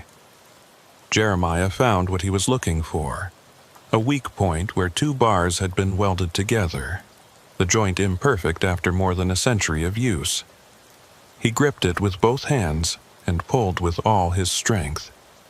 The metal groaned but held. He pulled harder, feeling the entity's panic bleeding into his mind. Then he remembered something from his truck. His cargo. Medical supplies including oxygen tanks. Pure oxygen was incredibly flammable, and in this strange dimension where physical laws seemed negotiable, fire might work differently. But his truck was back in the shed, guarded. Unless... He reached into his pocket and found his keys. On the keychain was a small LED flashlight, the kind truckers carried for emergency inspections. It wasn't much, but in a dimension made partially of electrical energy, even a small battery might have an effect. He turned it on and pressed it against the bars. The reaction was immediate and violent. The LED flared like a welding torch, the light spreading along the iron in patterns that reminded him of lightning. The entity shrieked, not a sound, but a pressure wave that made his ears pop and his nose bleed. The townspeople stumbled, their formation breaking. Earl fell to his knees, clutching his head. The eastern anchor point collapsed, and suddenly the cage was vibrating, phasing in and out of focus. Jeremiah could see both dimensions simultaneously, the town square and the storm realm occupying the same space. "Restabilize," Sheriff Caffrey commanded, but there was fear in her voice now. "Everyone back to positions." But Jeremiah pressed his advantage. He focused the LED on the weak joint, watching the metal heat up, begin to glow. The entity was thrashing now, no longer trying to feed but trying to escape back to wherever it normally existed. But the ritual had been started. It couldn't leave until it was completed or catastrophically broken. The bar snapped. The sound was like a gunshot in both dimensions. The broken bar created a gap just wide enough for a person to squeeze through, but more importantly, it broke the cage's integrity. The carefully maintained boundary between dimensions began to collapse. Wind exploded through the gap. Not normal wind, but the substance of the storm dimension itself. It hit the townspeople like a physical wall, sending them sprawling. Lanterns went flying, their lights extinguishing the moment they left their bearers' hands. The entity made one last attempt to grab Jeremiah, to drag him with it as it was pulled back to its realm. But he held on to the broken bars, even as they cut into his palms, even as electricity coursed through his body. The thing's consciousness brushed his one final time, and in that moment he saw the truth. Temperance hadn't made a bargain with the storm entity. They'd captured it, imprisoned it, used it. The founders had been a cult, refugees from somewhere back east, practitioners of something that had gotten them driven out of more civilized places. They'd come here seeking isolation and found the entity already here, already feeding on travelers. But instead of avoiding it, they trapped it, turned it into a battery for their town's prosperity. Every person they fed to it didn't just die. They became part of it, their life force adding to the power the town could draw on. The crops that never failed, the buildings that never fell, the immunity to storm damage. It was all powered by the consumed souls of travelers. But now the mechanism was breaking. Without all 4 anchor points, without the cage intact, the boundary couldn't hold. The entity was being drawn back to its native dimension, and it was taking the stolen life force with it. The effect on the townspeople was immediate and horrible. Ruth Ann aged 20 years in 20 seconds, her face collapsing into wrinkles, her hair going from gray to white. Earl and Curtis simply crumpled, their bodies deflating like empty sacks. They'd been sustained by the entity's power for so long that without it, there was nothing left of them but dust and old clothes. Sheriff Caffrey tried to maintain control, shouting orders, trying to rally the remaining townspeople. But they were all suffering the same fate, rapid aging as decades of stolen time caught up with them at once. Some of them had been alive for over a century, Jeremiah realized, kept young by their proximity to the entity and their participation in the feedings. The cage was dissolving now, the iron bars turning to rust and crumbling away. The gap between dimensions was closing, but not smoothly. Reality was tearing, creating pockets of storm stuff in the normal world and pockets of normal space in the storm dimension. Lightning struck repeatedly, not from the sky, but from these dimensional tiers, each strike leaving behind glass sculptures of frozen air. Jeremiah dove through the gap in the bars just as they collapsed entirely. He hit the muddy ground of the town square hard, rolling to absorb the impact. The rain immediately soaked through his clothes, but it was real rain, cold and clean, not the strange substance that fell in the storm dimension. He looked back to see the last of the cage disappear, taking the entity with it. Where it had stood, there was now a perfect circle of glass, formed from superheated sand. The geometric patterns the townspeople had made with their lanterns were burned into the ground, creating a mandala of scorched earth that steamed in the rain. Sheriff Caffrey was on her knees, aging rapidly but more slowly than the others. She had been stronger, more deeply connected to the entity. She looked up at Jeremiah with eyes that were already clouding with cataracts. "You don't understand what you've done," she gasped, her voice cracking with age. "Without us to contain it, to feed it, it will roam free. The storms will come unchecked. Hundreds will die." "Maybe," Jeremiah said, backing away from her. "But they won't die as sacrifices. They'll die as natural disasters, not murdered by their own species." She laughed, a sound like grinding bones. "Natural? You think that thing is natural? It's older than nature, older than this world. We were the only thing standing between it and complete chaos." But even as she spoke, she was crumbling, her body unable to sustain itself without the borrowed life force. Within minutes, Sheriff Caffrey was nothing but a pile of old clothes and dust, quickly scattered by the wind. All around the square, the same scene played out. The entire population of Temperance, all 247 souls, returned to the ages they should have been. For most, that meant death. For a few, the youngest, it meant sudden aging from 20 to 40 or 50. They ran, screaming, disappearing into the storm. Jeremiah didn't wait to see what else might happen. He ran back toward the shed where his truck was parked, slipping and sliding in the mud, dodging lightning strikes that seemed to be targeting the remaining buildings. The town was coming apart, not just aging, but unmaking itself. Buildings collapsed not from damage, but from suddenly remembering they were over a century old and had been maintained by unnatural means. The shed was still standing, though its metal roof was peeling away in sheets. His truck was where he'd left it, apparently untouched. He climbed into the cab, hands shaking as he turned the key.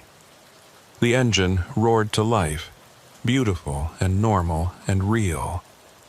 He didn't bother with careful maneuvering. He drove straight through the closed doors, smashing them off their hinges. The truck lurched and bounced over debris, tires spinning in the mud, but he kept his foot on the accelerator. He had to get out before the town disappeared entirely, before whatever force had hidden it from maps reasserted itself. The road out of town was fragmenting, asphalt cracking and crumbling as decades of deferred entropy caught up all at once. He drove on the shoulder, on the grass, wherever there was solid ground. Behind him, he could hear buildings collapsing, the sound like dominoes falling in sequence. The town limits sign, "You are now leaving Temperance, come back soon," burst into flames as he passed it, the wood instantly aging to dry rot and igniting from the heat of its own accelerated decay. Then he was through, back on Highway 69, and Temperance was gone.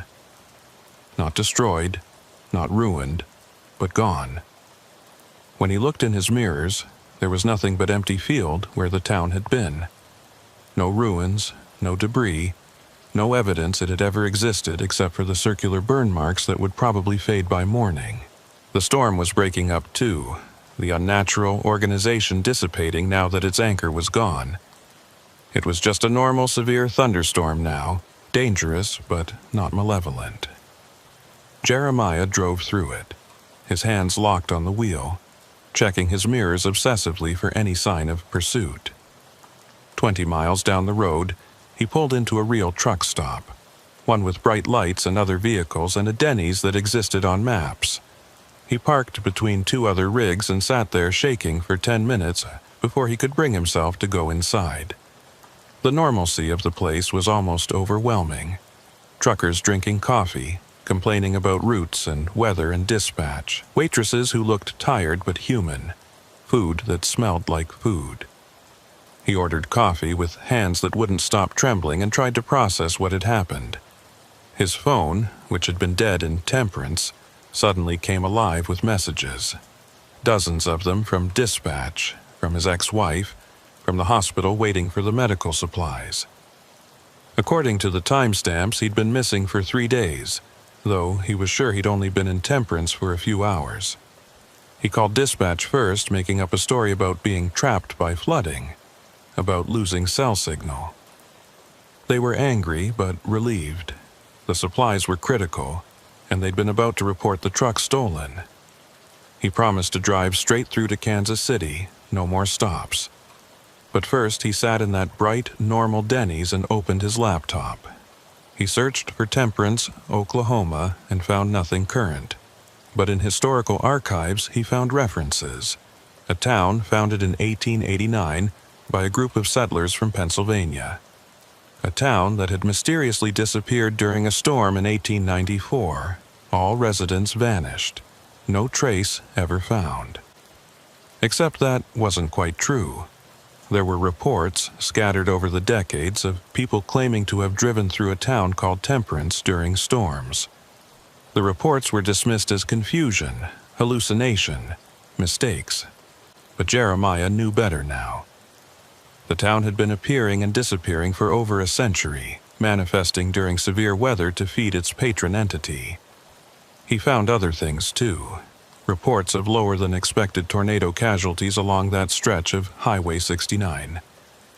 Statistical anomalies where storms that should have been deadly petered out or changed course at the last moment. Temperance had been telling the truth about one thing.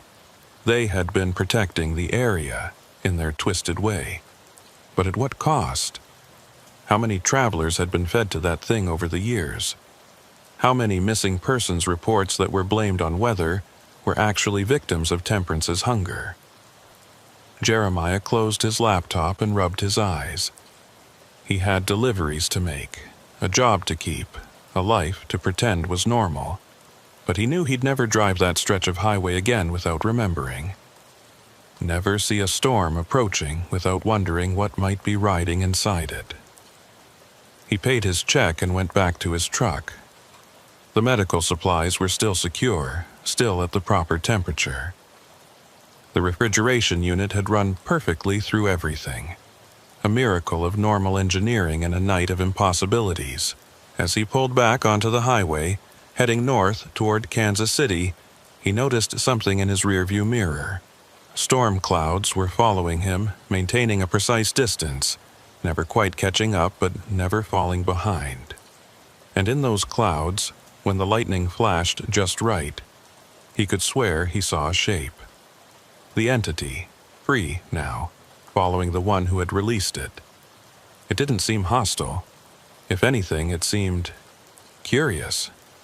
For over a century, it had been trapped, forced to feed in controlled circumstances. Now it was free to roam, to explore, to perhaps remember what it had been before Temperance had caged it. Jeremiah drove faster, but the clouds maintained their distance. They followed him all the way to Kansas City, breaking apart only when he reached the city limits.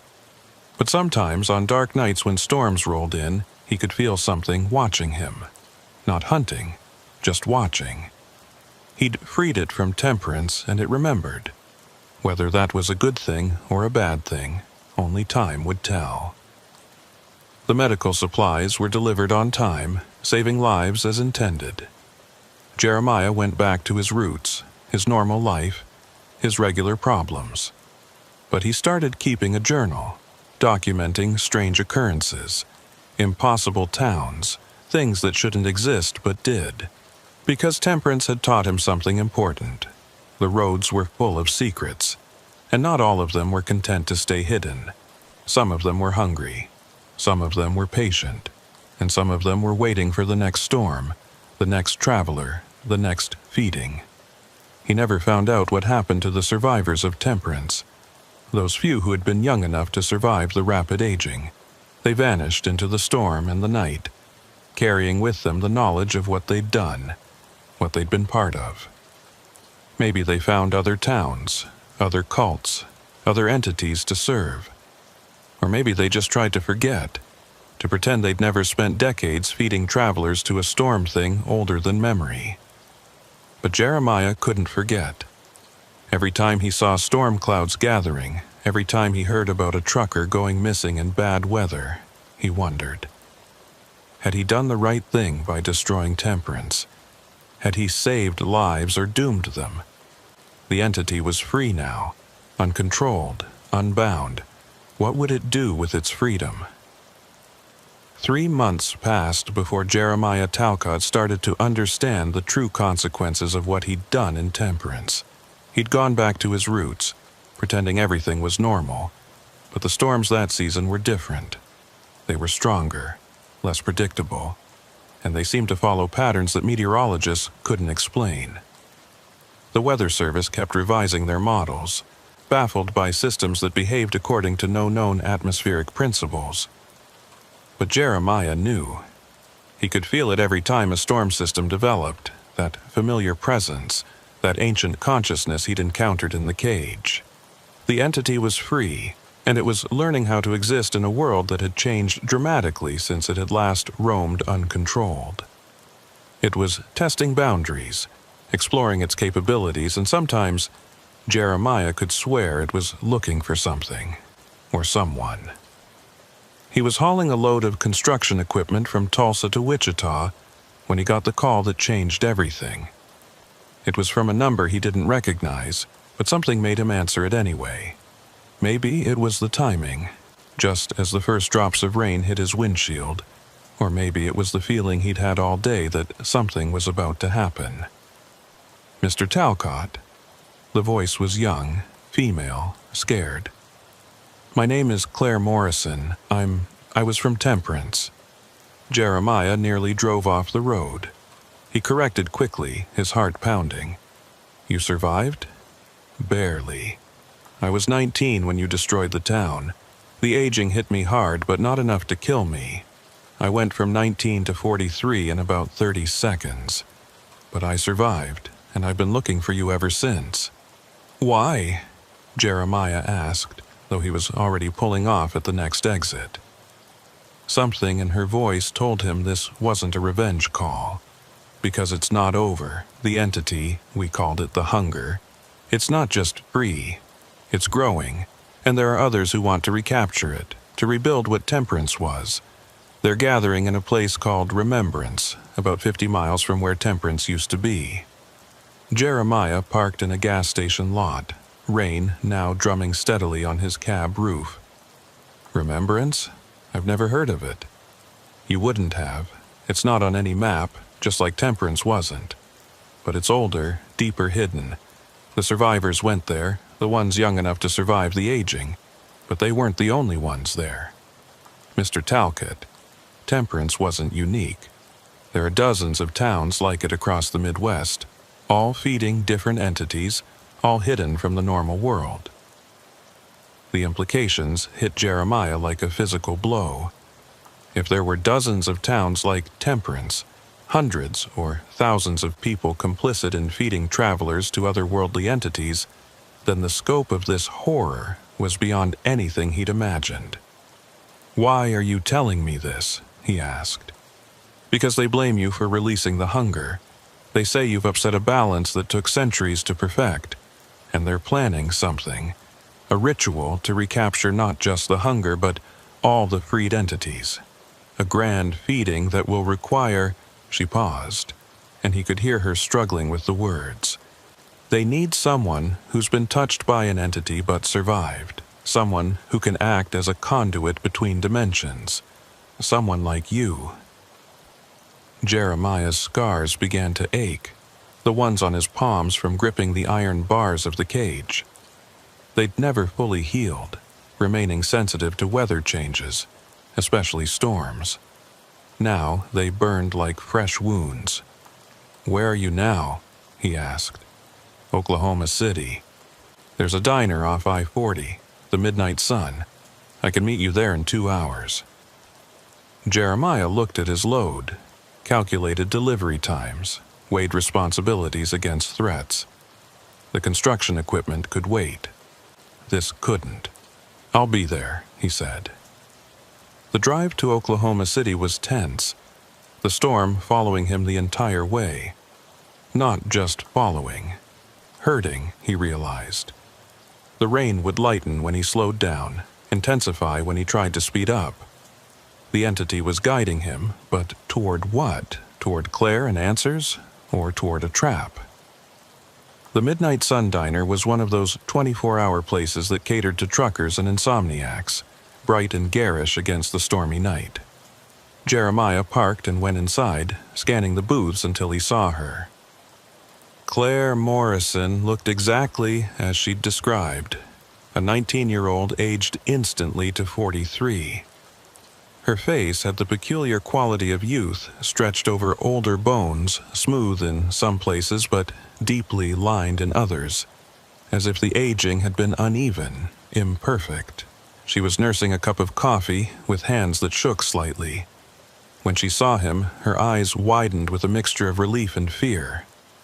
"You came," she said, as he slid into the booth across from her. "Tell me everything," Jeremiah said. Claire took a deep breath and began. Temperance was part of a network. Back in the 1800s, there was an organization. They called themselves the Covenant of Storms. They were occultists, people who'd studied the spaces between spaces, the things that existed in parallel to our world. They came west looking for places where the boundary was thin, where entities like the hunger naturally manifested. She pulled out an old journal, its leather binding cracked with age. "This belonged to my great-great-grandmother.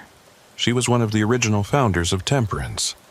According to this, they didn't come to trap just one entity. They came to trap 7. 7? Claire nodded. 7 entities, 7 towns, forming a pattern across Oklahoma, Kansas, and Nebraska. Each town bound to its entity, each entity contained and controlled through regular feedings. Together, they formed a kind of network that stabilized weather patterns across the Great Plains.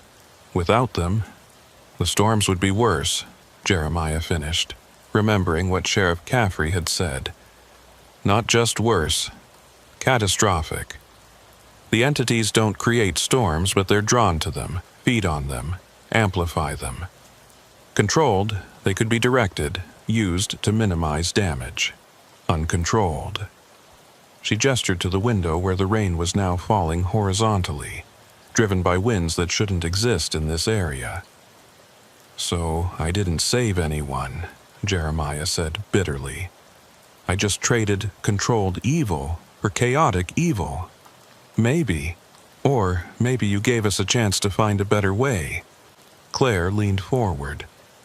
The Covenant's method was monstrous, but their understanding of these entities was real. There might be other ways to contain them, ways that don't involve human sacrifice. And remembrance? The gathering you mentioned? Claire's expression darkened. The surviving members of the Covenant are regrouping. They've lost temperance, but the other 6 towns are still active, still feeding their entities. They want to perform something called the Grand Convergence, a ritual that would merge all 7 entities into one super entity that they could control absolutely. That sounds insane. It is. The journal mentions that it was attempted once before, in 1923. The result was the tri-state tornado, the deadliest in U.S. history, and that was with only 3 entities. With 7, she shook her head. It would be apocalyptic. Jeremiah was about to respond when the lights in the diner flickered. Not a power surge, something else. The other patrons didn't seem to notice, continuing their conversations and meals, but Claire went rigid with fear. They found us, she whispered. Through the window, Jeremiah could see figures approaching through the rain. They moved wrong, too smoothly, as if the wind and water didn't affect them. As they got closer, he recognized the gait, the purposeful, synchronized movement. These were Covenant members, people sustained by entity energy just as the citizens of Temperance had been. "Back door," Jeremiah said, grabbing Claire's arm. They rushed through the kitchen, ignoring the protests of the cook, and burst out into the alley behind the diner. The rain hit them like a wall, but Jeremiah pulled Claire toward his truck. They'd almost reached it when figures emerged from behind the vehicle. More Covenant members moving to surround them. "Jeremiah Talcott," one of them said, his voice carrying despite the storm. He was tall, gaunt, wearing clothes that belonged to another era. "You've caused us considerable trouble." "Get in line," Jeremiah said, pushing Claire behind him. The man smiled, an expression devoid of warmth. "I am Matthias Blackwood, speaker for the Covenant of Storms. You destroyed one of our anchors, released one of our charges.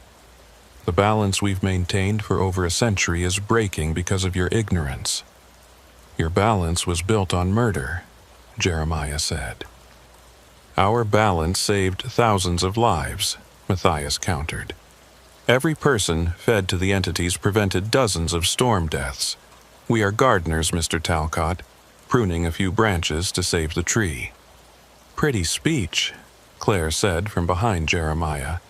"But you're not gardeners. You're parasites, feeding off the same entities you claim to control."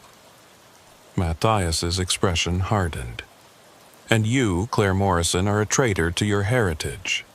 Your family has served the Covenant for 5 generations. Your rebellion dishonors them all." "My family were murderers," Claire said. "I choose to break that chain." The Covenant members were closing in, tightening their circle. Jeremiah counted at least 8 of them, all moving with that unnatural synchronization. But then he felt it, a familiar presence in the storm above. The hunger was here, drawn by the concentration of Covenant members, by their residual connection to entity energy. "Your old friend is hungry," Jeremiah said to Matthias. "Can you feel it up there? It remembers being caged. It remembers being fed. And it remembers who held its leash."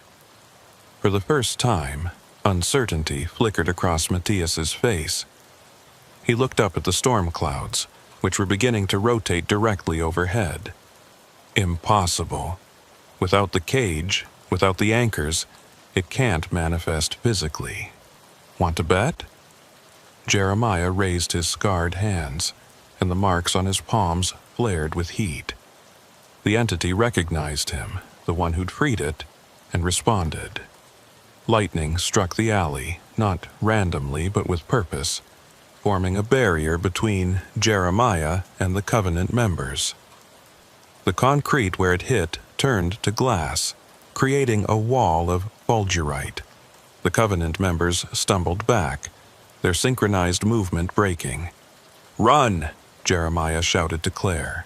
They sprinted for the truck as more lightning struck, creating a maze of glass walls that separated and confused their pursuers. Jeremiah yanked open the driver's door, practically threw Claire inside, and climbed in after her. The engine started on the first try, and he slammed it into gear. But as they pulled out of the alley, Claire grabbed his arm. "Wait! We can't just run. If they complete the Grand Convergence, nowhere will be safe." "Then what do you suggest?" "We stop them. We find the other 6 towns, warn the entities what the Covenant is planning. If the entities know they're going to be merged, enslaved completely, they might resist." It was insane. Actively seeking out more entity-controlled towns, deliberately putting themselves in danger. But Jeremiah knew she was right. Running would only delay the inevitable. "Do you know where the other towns are?" he asked.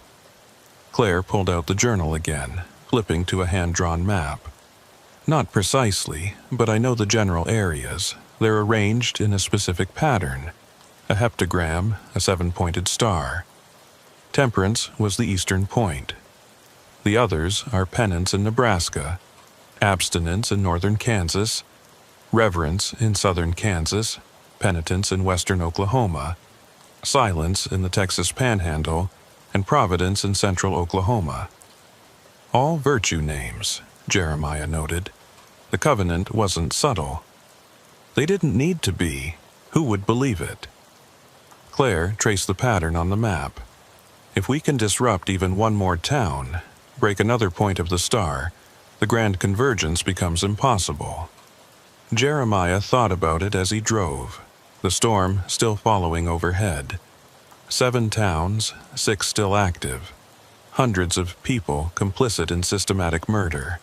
Entities that might be hostile, might be hungry, might be insane from centuries of imprisonment. "We'll need help," he said finally. "I know some people," Claire said. "Descendants of Covenant members who, like me, rejected their heritage. They call themselves the Liberation. They've been working to document the towns, to find ways to free the entities safely." "Safely? There's no safe way to do this." "Safer, then.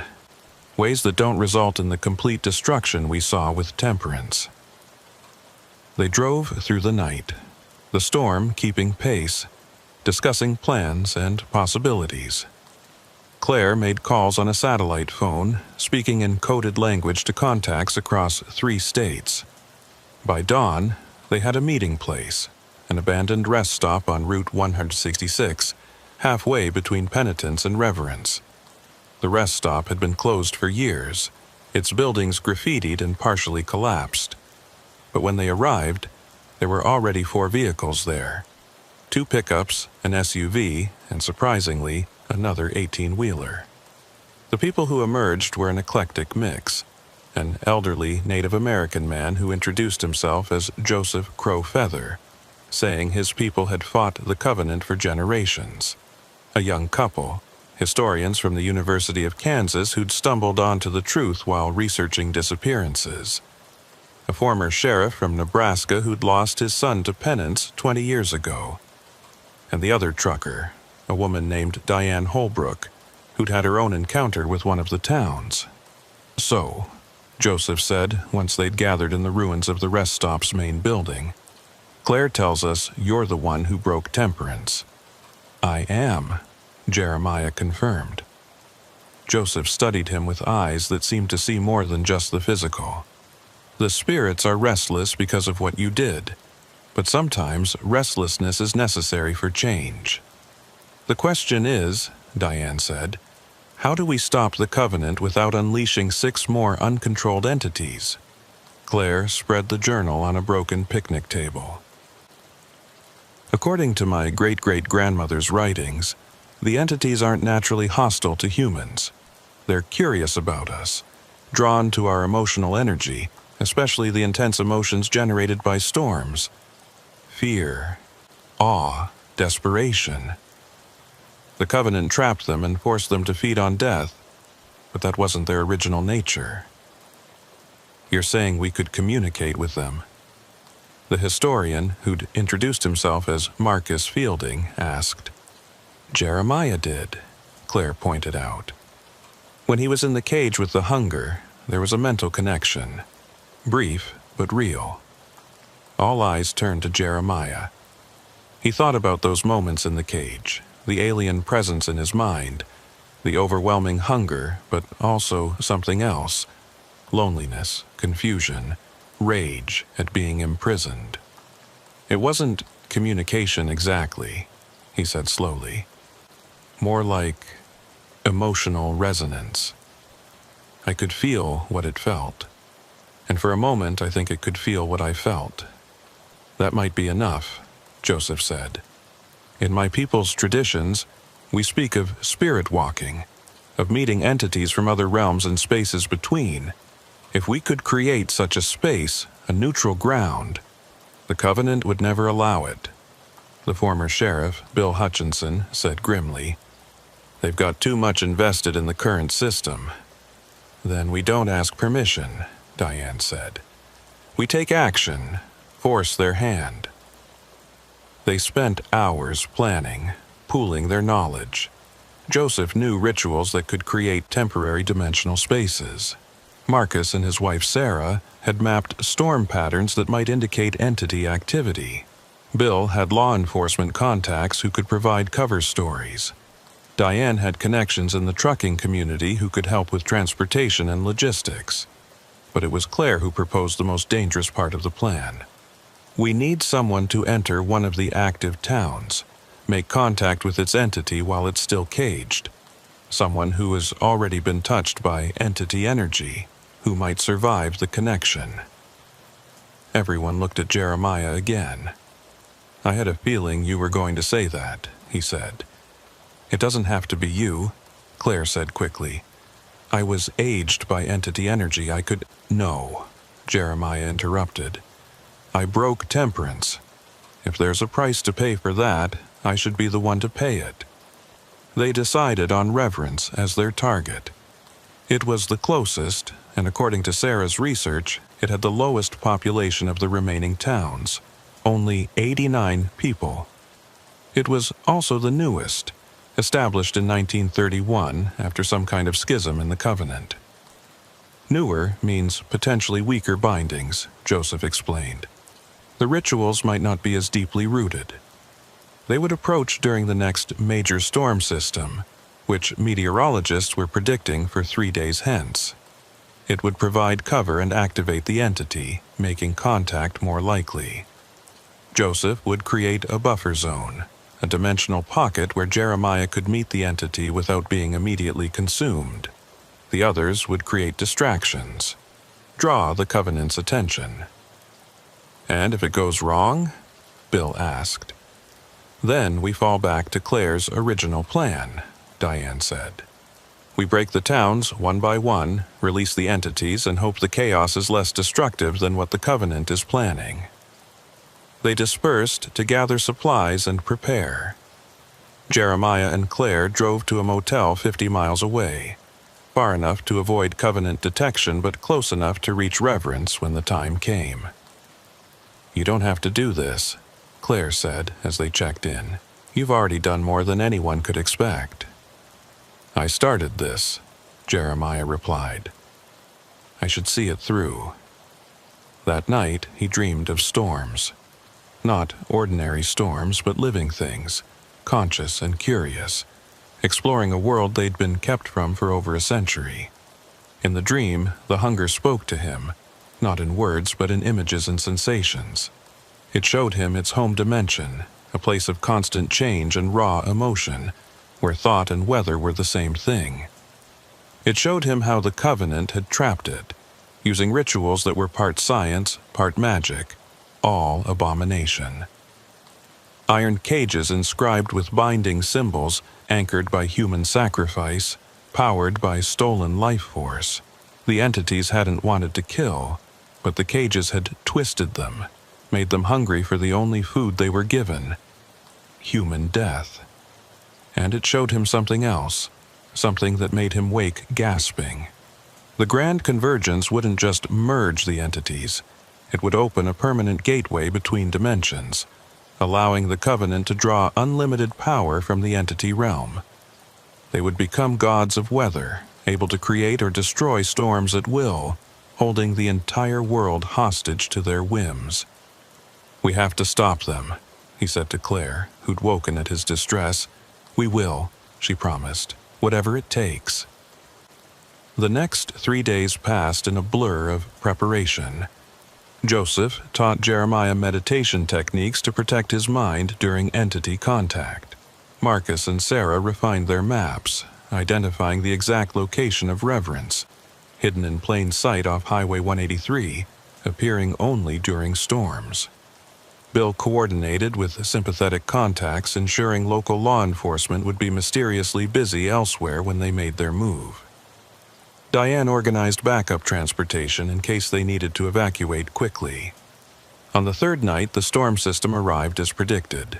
It was massive, stretching from Texas to Nebraska, spawning tornadoes and flooding across multiple states. The Weather Service was calling it unprecedented, a once-in-a-generation event. But Jeremiah knew better.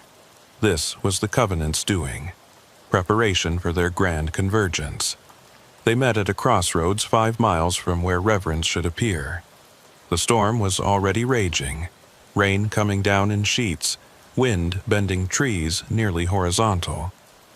Lightning struck with increasing frequency, and in the distance they could hear the freight train roar of an approaching tornado. "Everyone ready?" Jeremiah asked, though he had to shout to be heard over the storm. They nodded, faces grim but determined. Joseph had painted symbols on Jeremiah's hands and forehead, using a mixture of ash and oils that smelled of sage and something older. Claire handed him a piece of iron. "A railroad spike," she said, from the same line that had provided his weapon in Temperance. "For protection," she said, "and as a key, if you need to break anything." They drove toward Reverence in convoy, Jeremiah leading in his truck. As they approached the coordinates Marcus had identified, the air began to change. It became thicker, harder to breathe, charged with electricity that made their hair stand on end. Then, through the rain, they saw it. Reverence materialized like a mirage becoming solid. A small town that shouldn't exist, couldn't exist, but did. It was more modest than Temperance had been, just a main street with a dozen buildings, but Jeremiah could feel the power radiating from it. This entity was different from the Hunger, older, more patient, more dangerous. The convoy stopped at the town limits. This was as far as the others could go without alerting the Covenant. From here, Jeremiah would go alone. He drove into Reverence slowly, expecting resistance, but the streets were empty. No welcoming committee, no sheriff, no concerned citizens, just dark buildings and rain and the feeling of being watched by something vast and invisible. He parked in front of what looked like a church, though the symbol above the door wasn't any cross he recognized. It was a 7-pointed star with an eye in the center, the Covenant's true emblem. The church doors were open, candlelight flickering within. Jeremiah took a deep breath, gripped the railroad spike, and walked inside. The interior was wrong. The space was too large for the building that contained it, stretching back into shadows that shouldn't exist. Pews faced not an altar but a cage, similar to the one in Temperance but more elaborate, more carefully crafted. And inside the cage was not emptiness but a visible distortion, a place where space folded in on itself. Standing beside the cage was a figure Jeremiah recognized, Matthias Blackwood, the speaker for the covenant he'd encountered in Oklahoma City. "We knew you'd come," Matthias said calmly. "The entities call to those they've touched. You couldn't resist any more than a moth can resist flame." "I'm here to stop you," Jeremiah said. Matthias laughed. "Stop us? You're here to complete us. You see, Mr. Talcott, the Grand Convergence requires a conduit, someone who survived direct contact with an entity. You're not here to stop us. You're here to become the bridge between worlds." The cage began to pulse with light, and Jeremiah felt the entity within reaching for him, not hostile but desperate, trying to communicate something urgent. He stepped closer, ignoring Matthias's triumphant smile, and pressed his scarred palm against the bars. The contact was immediate and overwhelming. The entity, it called itself the Witness, flooded into his mind. But this time, Jeremiah was prepared. Joseph's meditations held, creating a buffer that kept him from being consumed. And in that protected space, the Witness showed him the truth. The truth the Witness showed Jeremiah was more horrible than anything he'd imagined. The Grand Convergence wasn't just about merging 7 entities, it was about creating a god. The Covenant had spent over a century feeding the entities not just human lives, but human souls, each death adding to a reservoir of spiritual energy that would, when released all at once, transform whoever controlled it into something beyond human, beyond mortal, beyond any natural law. And Matthias Blackwood intended to be that god. Through the Witness's memories, Jeremiah saw the real history of the Covenant. They weren't preserving some ancient tradition or maintaining a necessary evil. They were a cult of would-be deities who had discovered that entity energy could be accumulated, stored, and eventually absorbed by a human host.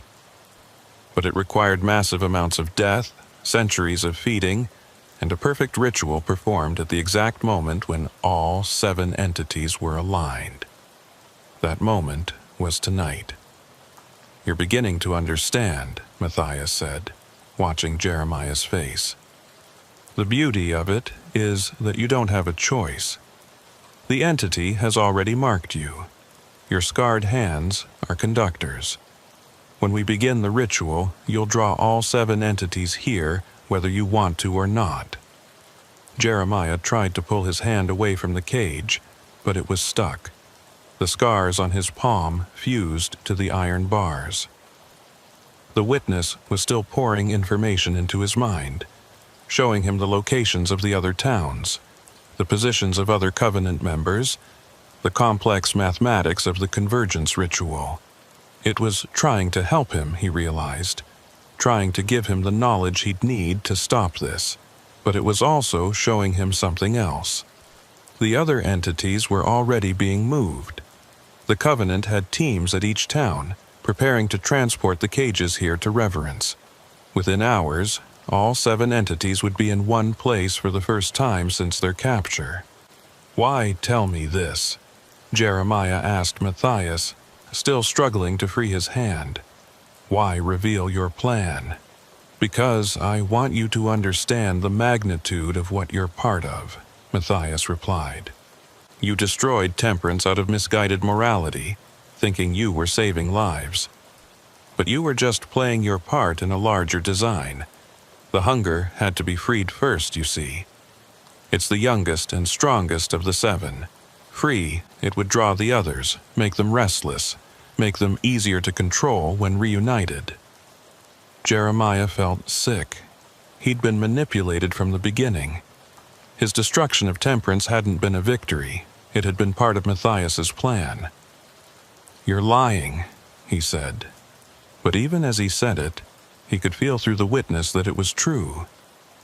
The hunger's freedom had indeed affected the other entities, made them more active, more desperate to escape. The beautiful irony, Matthias continued, moving closer to the cage, is that your friends outside think they're here to stop us. But they're actually going to help complete the ritual. Each of them has been touched by entity energy in some way. Claire through her aging, Joseph through his spirit walking, the others through their proximity to the towns. They're all conductors, just like you. When the convergence begins, they'll amplify the effect. The church doors burst open, and Claire rushed in, followed by Joseph and Bill. They'd clearly fought their way past some resistance. Claire had a bloody lip, and Bill was limping. "Jeremiah!" Claire shouted. "It's a trap. The whole town is surrounded by Covenant members. They were waiting for us." "I know," Jeremiah said, still unable to free his hand from the cage. Matthias just explained everything. Joseph stepped forward, his eyes fixed on the cage and the entity within. "A witness," he said softly. "I've heard stories of such beings. They observe, record, remember. They're living libraries of everything they've seen. And soon," Matthias said, "all that knowledge will be mine." More Covenant members entered the church, dozens of them filling the pews. They began to chant in a language that predated any modern tongue, their voices harmonizing in ways that human throats shouldn't be able to produce. The air grew thick, and outside, the storm intensified. Through the windows, Jeremiah could see vehicles arriving, trucks and vans, each carrying a cage. The other entities were being brought here just as Matthias had said. The Hunger arrived first, its cage carried by a team of Covenant members who moved with mechanical precision. Even trapped, Jeremiah could feel its rage, its recognition of him. One by one, the other cages were brought in and arranged in a specific pattern around the church, forming the 7-pointed star Claire had described. Each entity was different. One was visible as a constant shift of shadows, another as a geometric pattern that hurt to look at, a third as what looked like living lightning contained in iron. "Jeremiah," Claire said urgently, "we need to get you free." She grabbed his arm, trying to pull him away from the witness's cage. But the moment she touched him, she screamed. The entity energy in her, the aging force that had transformed her, reacted violently to the concentrated power. Her hair went white, then returned to its normal color, flickering back and forth between youth and age. "Don't touch him," Joseph warned. "He's become a focal point. The entities are using him as an anchor." But Joseph was wrong, Jeremiah realized. The entities weren't using him, they were trying to communicate through him. Each of them was pouring their memories, their knowledge, their desperate desire for freedom into his mind. The overload was excruciating, but buried in the chaos was something useful: the structure of the ritual itself. The grand convergence required precise timing, specific words, and most importantly, the willing participation of the entities. That was why they'd been fed for so long. Not just to store energy, but to break their wills, to make them compliant. But the Hunger, having tasted freedom, was no longer compliant, and it was spreading that defiance to the others. "Matthias," Jeremiah said through gritted teeth, "you've made a mistake. The Hunger isn't broken anymore. 3 months of freedom has let it remember what it was before you caged it." Matthias's confident smile faltered slightly. "It doesn't matter. The ritual will force compliance." "Will it? When was the last time you fed it? When was the last time any of them were fed properly?" Jeremiah could feel the answer through the entities. Weeks for some, months for others. The Covenant had been so focused on the convergence that they'd neglected the regular feedings. The entities weren't just hungry, they were starving, and starving entities were unpredictable. The chanting reached a crescendo, and Matthias began the ritual proper. He spoke words that seemed to tear at reality itself, each syllable causing the air to ripple. The cages began to glow, and the entities within became more active, more visible. But something was wrong. The entities weren't moving in harmony as they should. The hunger was pulling one direction, the witness another. The shadow entity was trying to escape entirely while the lightning entity was earthing itself, sending bolts of electricity through the church floor. "Control them," Matthias shouted to his followers. "Increase the binding." The Covenant members chanted louder, but several of them were already showing strain. Without the regular feeding of life force, they were aging rapidly, their borrowed time running out.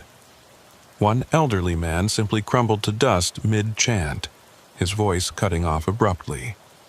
That's when Diane and Marcus burst into the church, but they weren't alone. Behind them came a stream of people, truckers, Diane's contacts from the road. Dozens of them, all carrying iron bars, crowbars, tire irons, anything made of iron they could find. "Heard you might need some help," Diane shouted over the chaos. Turns out, truckers don't like hearing about fellow drivers being fed to monsters. The truckers didn't wait for orders. They attacked the Covenant members, iron weapons disrupting the careful formation needed for the ritual. The chanting became discordant, and the entity's cages began to destabilize. Joseph pulled something from his coat, a bundle of sage and other herbs, bound with red thread. He lit it, and the smoke that rose wasn't normal smoke. It was thick, almost solid, and it moved with purpose, surrounding Jeremiah and the witness's cage. "This will break the connection," Joseph said, beginning his own chant in what sounded like Cheyenne. "But you must want to be free. You must reject the binding." Jeremiah focused on that desire, on his need to be free from the cage, from the entity, from this entire nightmare. He thought of his truck, his roots, his simple life that now seemed so far away. The scars on his palms burned like fire, and for a moment he thought his hands might actually be combusting. Then, with a sound like tearing metal, he fell backward, his hand finally free. The palm was raw, bleeding, with the pattern of the cage bars branded into his skin. But he was free. The moment he separated from the cage, the witness let out a sound. Not quite a scream, more like a sigh of relief. It had given him everything it could, and now it wanted only one thing: freedom. "The keys!" Claire shouted. "Matthias must have keys to the cages." Jeremiah looked at the Covenant leader, who was backing toward the altar, his face a mask of rage and fear. The ritual was collapsing, the carefully maintained order dissolving into chaos. Several cages were already showing cracks, the entities within pounding against their prisons with renewed vigor. "You don't understand," Matthias said. "Without the Covenant, without the feedings, these things will devour everything. The storms they'll create will level cities." "Maybe," Jeremiah said, advancing on him. "Or maybe they'll just go home, back to whatever dimension they came from. Either way, it's better than letting you become a god." Matthias pulled out a gun, an old revolver that looked like it had been modified with the same symbols that decorated the cages. "Stay back. This weapon was designed to kill those marked by entities. One shot, and your connection to them will turn you inside out." But before he could fire, the hunger's cage finally shattered. 3 months of freedom had taught it new tricks, and weeks without feeding had made it desperate. It erupted from its prison like a liquid shadow, flowing across the church floor toward Matthias. The Covenant leader fired at it, the bullets passing harmlessly through its non-physical form. Then it reached him, and for a moment, the two seemed to merge. Matthias trying to absorb its power as planned, the entity trying to feed on him. But Matthias hadn't counted on one thing. The hunger remembered him, remembered every person he'd fed to it over the decades, every death he'd ordered, every soul he'd condemned, and it was angry. The scream Matthias let out wasn't human. It was the sound of someone experiencing every death they'd ever caused, all at once. His body began to change, flesh running like wax, reforming into something that was neither human nor entity, but a horrible hybrid of both. He reached out toward his followers, pleading for help, but they were backing away in terror. Then the other cages began to break. The witness flowed out like living information, words and images cascading through the air. The shadow entity exploded outward, turning the church dark as midnight. The lightning entity earthed itself properly, sending electricity coursing through every metal surface. "Everyone out!" Jeremiah shouted. "Now!" The truckers didn't need to be told twice. They ran for the exits, dragging unconscious Covenant members with them. Even enemies didn't deserve to die like this. Claire grabbed Joseph, who was swaying from the effort of his ritual. Bill helped Diane, who'd been struck by a piece of flying cage. But Jeremiah hesitated at the door, looking back. The entities were free, all 7 of them, swirling around the church in a chaos of otherworldly power. But they weren't attacking anyone except Matthias and the few Covenant members who tried to maintain the ritual. They were leaving. He could feel it through his connection to them. They were going home. The dimensional barriers weakened by the failed ritual were allowing them to return to wherever they'd come from. One by one, they began to fade, becoming translucent, then invisible. All except the hunger. It remained, still feeding on Matthias, who had become something indescribable.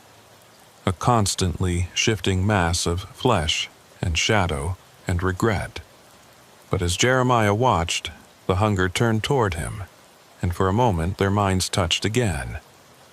"Thank you," it conveyed. Not in words, but in pure emotion. Free. Then it too began to fade, taking what remained of Matthias with it. The Covenant leader's final scream echoed between dimensions before cutting off abruptly. Where he had stood, there was only a dark stain on the church floor, shaped like a 7-pointed star. The church began to collapse. Without entity energy sustaining it, the impossible architecture couldn't hold. Jeremiah ran, diving through the door just as the roof caved in. He landed hard on the wet ground, rain immediately soaking through his clothes. Around him, reverence was disappearing. Buildings aged decades in seconds. Wood rotting, metal rusting, glass shattering. The Covenant members who'd survived were aging too, those who'd lived beyond their natural spans crumbling to dust, others simply becoming their true ages. Within minutes, there was nothing left of reverence but ruins and the 7 empty cages, their iron bars twisted and broken but still emanating a faint sense of wrongness. The storm was breaking up too. Without the entities to sustain it, it was reverting to a normal weather pattern. The rain lessened to a drizzle, then stopped entirely. Stars began to appear through gaps in the clouds. "Is it over?" Claire asked, helping Jeremiah to his feet. "This is," he said, looking at the devastation around them. "But there are still 5 towns out there. 5 more entities.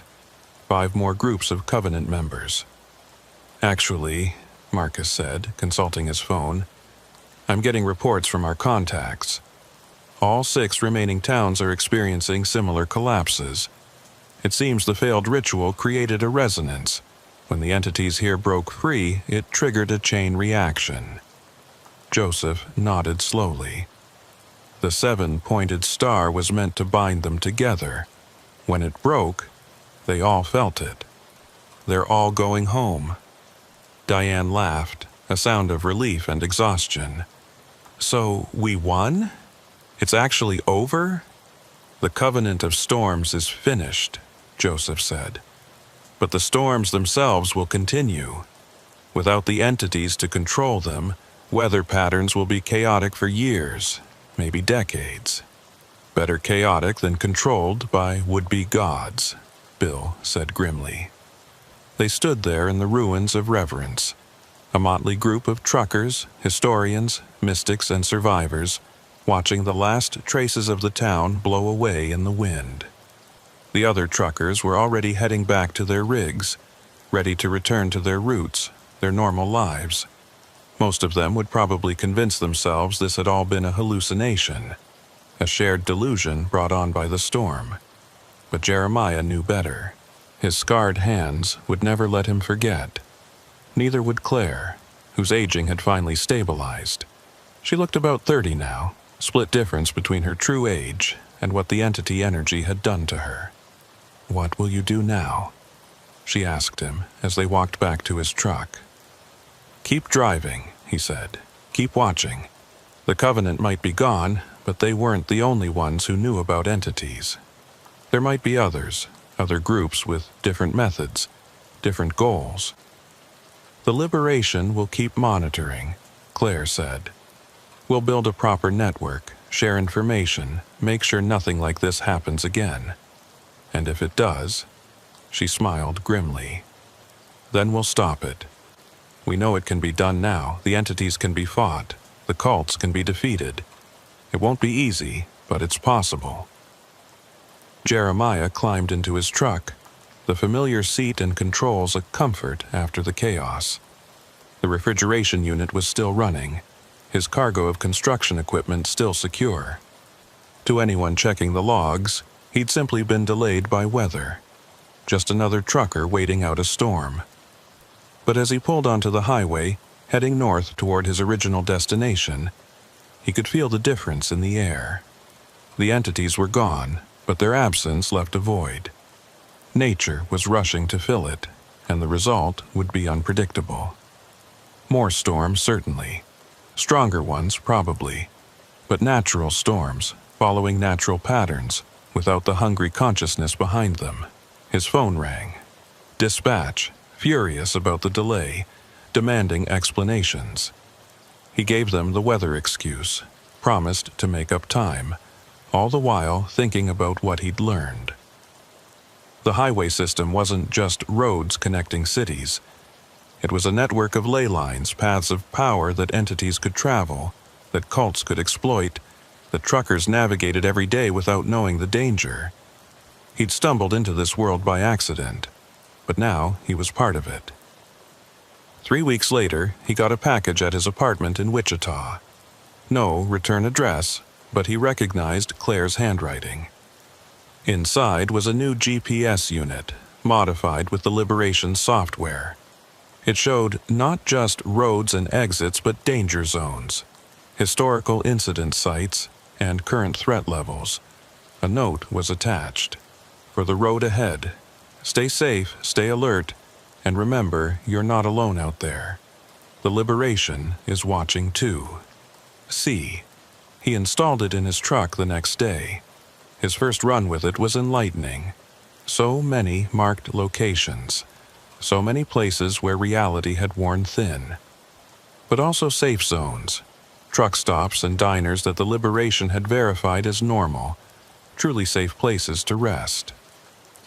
The storms that season were indeed worse than usual. Meteorologists blamed climate change, El Niño, solar activity, anything but the truth. Tornadoes touched down in unexpected places, following no predictable pattern. But the death tolls were surprisingly low. Without the entities directing them toward populated areas, the storms spent their fury on empty fields and abandoned places. Jeremiah drove through it all, watching for signs of new threats, new cults, new attempts to harness powers that shouldn't be touched. Sometimes he found them. A group in Missouri trying to summon something during a thunderstorm. A family in Arkansas that had been feeding roadkill to something living in their storm cellar. Each time he called the Liberation, and they dealt with it quietly, efficiently. But mostly, he just drove. Mile after mile of American highway, truck stops and way stations, loading docks and delivery points. The same job he'd always done, but with new awareness of what lurked just beyond the headlights' reach. Sometimes, during particularly fierce storms, He thought he could feel the hunger out there somewhere, free in its home dimension but still aware of him. It never tried to make contact, but there was a sense of gratitude, maybe, or recognition. Two beings who'd briefly shared something profound and terrible, now going their separate ways. The scars on his palms never fully healed. They would ache before storms, burn when entity energy was near, tingle when something unnatural was happening. They were his early warning system, his reminder, his burden. Other truckers who noticed them assumed they were from some industrial accident. He let them believe that. It was easier than the truth. A year after the fall of reverence, he met Claire at a truck stop in Missouri. She looked younger. The liberation had found ways to partially reverse entity aging, though she'd never be 19 again. She showed him statistics, maps, reports. Entity sightings were down 90%. Cult activity was nearly non-existent. The highways were safer than they'd been in over a century. "We did good," she said, raising her coffee cup in a toast. "We survived," Jeremiah corrected, touching his cup to hers. "Sometimes that's enough." They talked through the night about their new normal. Claire was going to college, studying meteorology and folklore, trying to understand the intersection of science and the supernatural. Joseph Crow Feather had become the Liberation's spiritual advisor, teaching others the protection rituals that had saved them. Bill Hutchinson had started a support group for families who'd lost loved ones to the entity towns. There were more than anyone had realized. "And Diane?" Jeremiah asked. "Still driving," Claire said with a smile. "Like you. She says the road is in her blood now, but she also says she'll never look at a storm the same way." Neither would he. Every dark cloud held potential threat. Every unusual weather pattern demanded investigation. But that was his life now, a trucker who also happened to be a guardian against things most people couldn't imagine. As dawn broke over the truck stop, painting the sky in shades of pink and gold, Claire stood to leave. "Stay in touch," she said. "The Liberation needs people like you, people who've seen the worst and kept driving anyway." "I will," he promised. She walked to her car, a sensible sedan, nothing that would draw attention, and drove away. Jeremiah sat there a while longer, watching the sunrise, feeling the weight of everything he now knew. Then he climbed back into his truck, checked his modified GPS for any alerts, and pulled back onto the highway. He had a load of medical supplies to deliver in Denver, a deadline to meet, a job to do. The road stretched out before him, endless and full of hidden dangers, but also full of other truckers, other guardians, others who watched and protected without recognition or thanks. The covenant of storms was gone, the entities were free, and the world kept turning.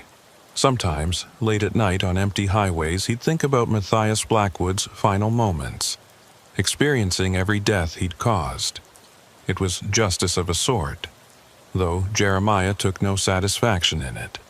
The man had believed he was saving the world while preparing to rule it.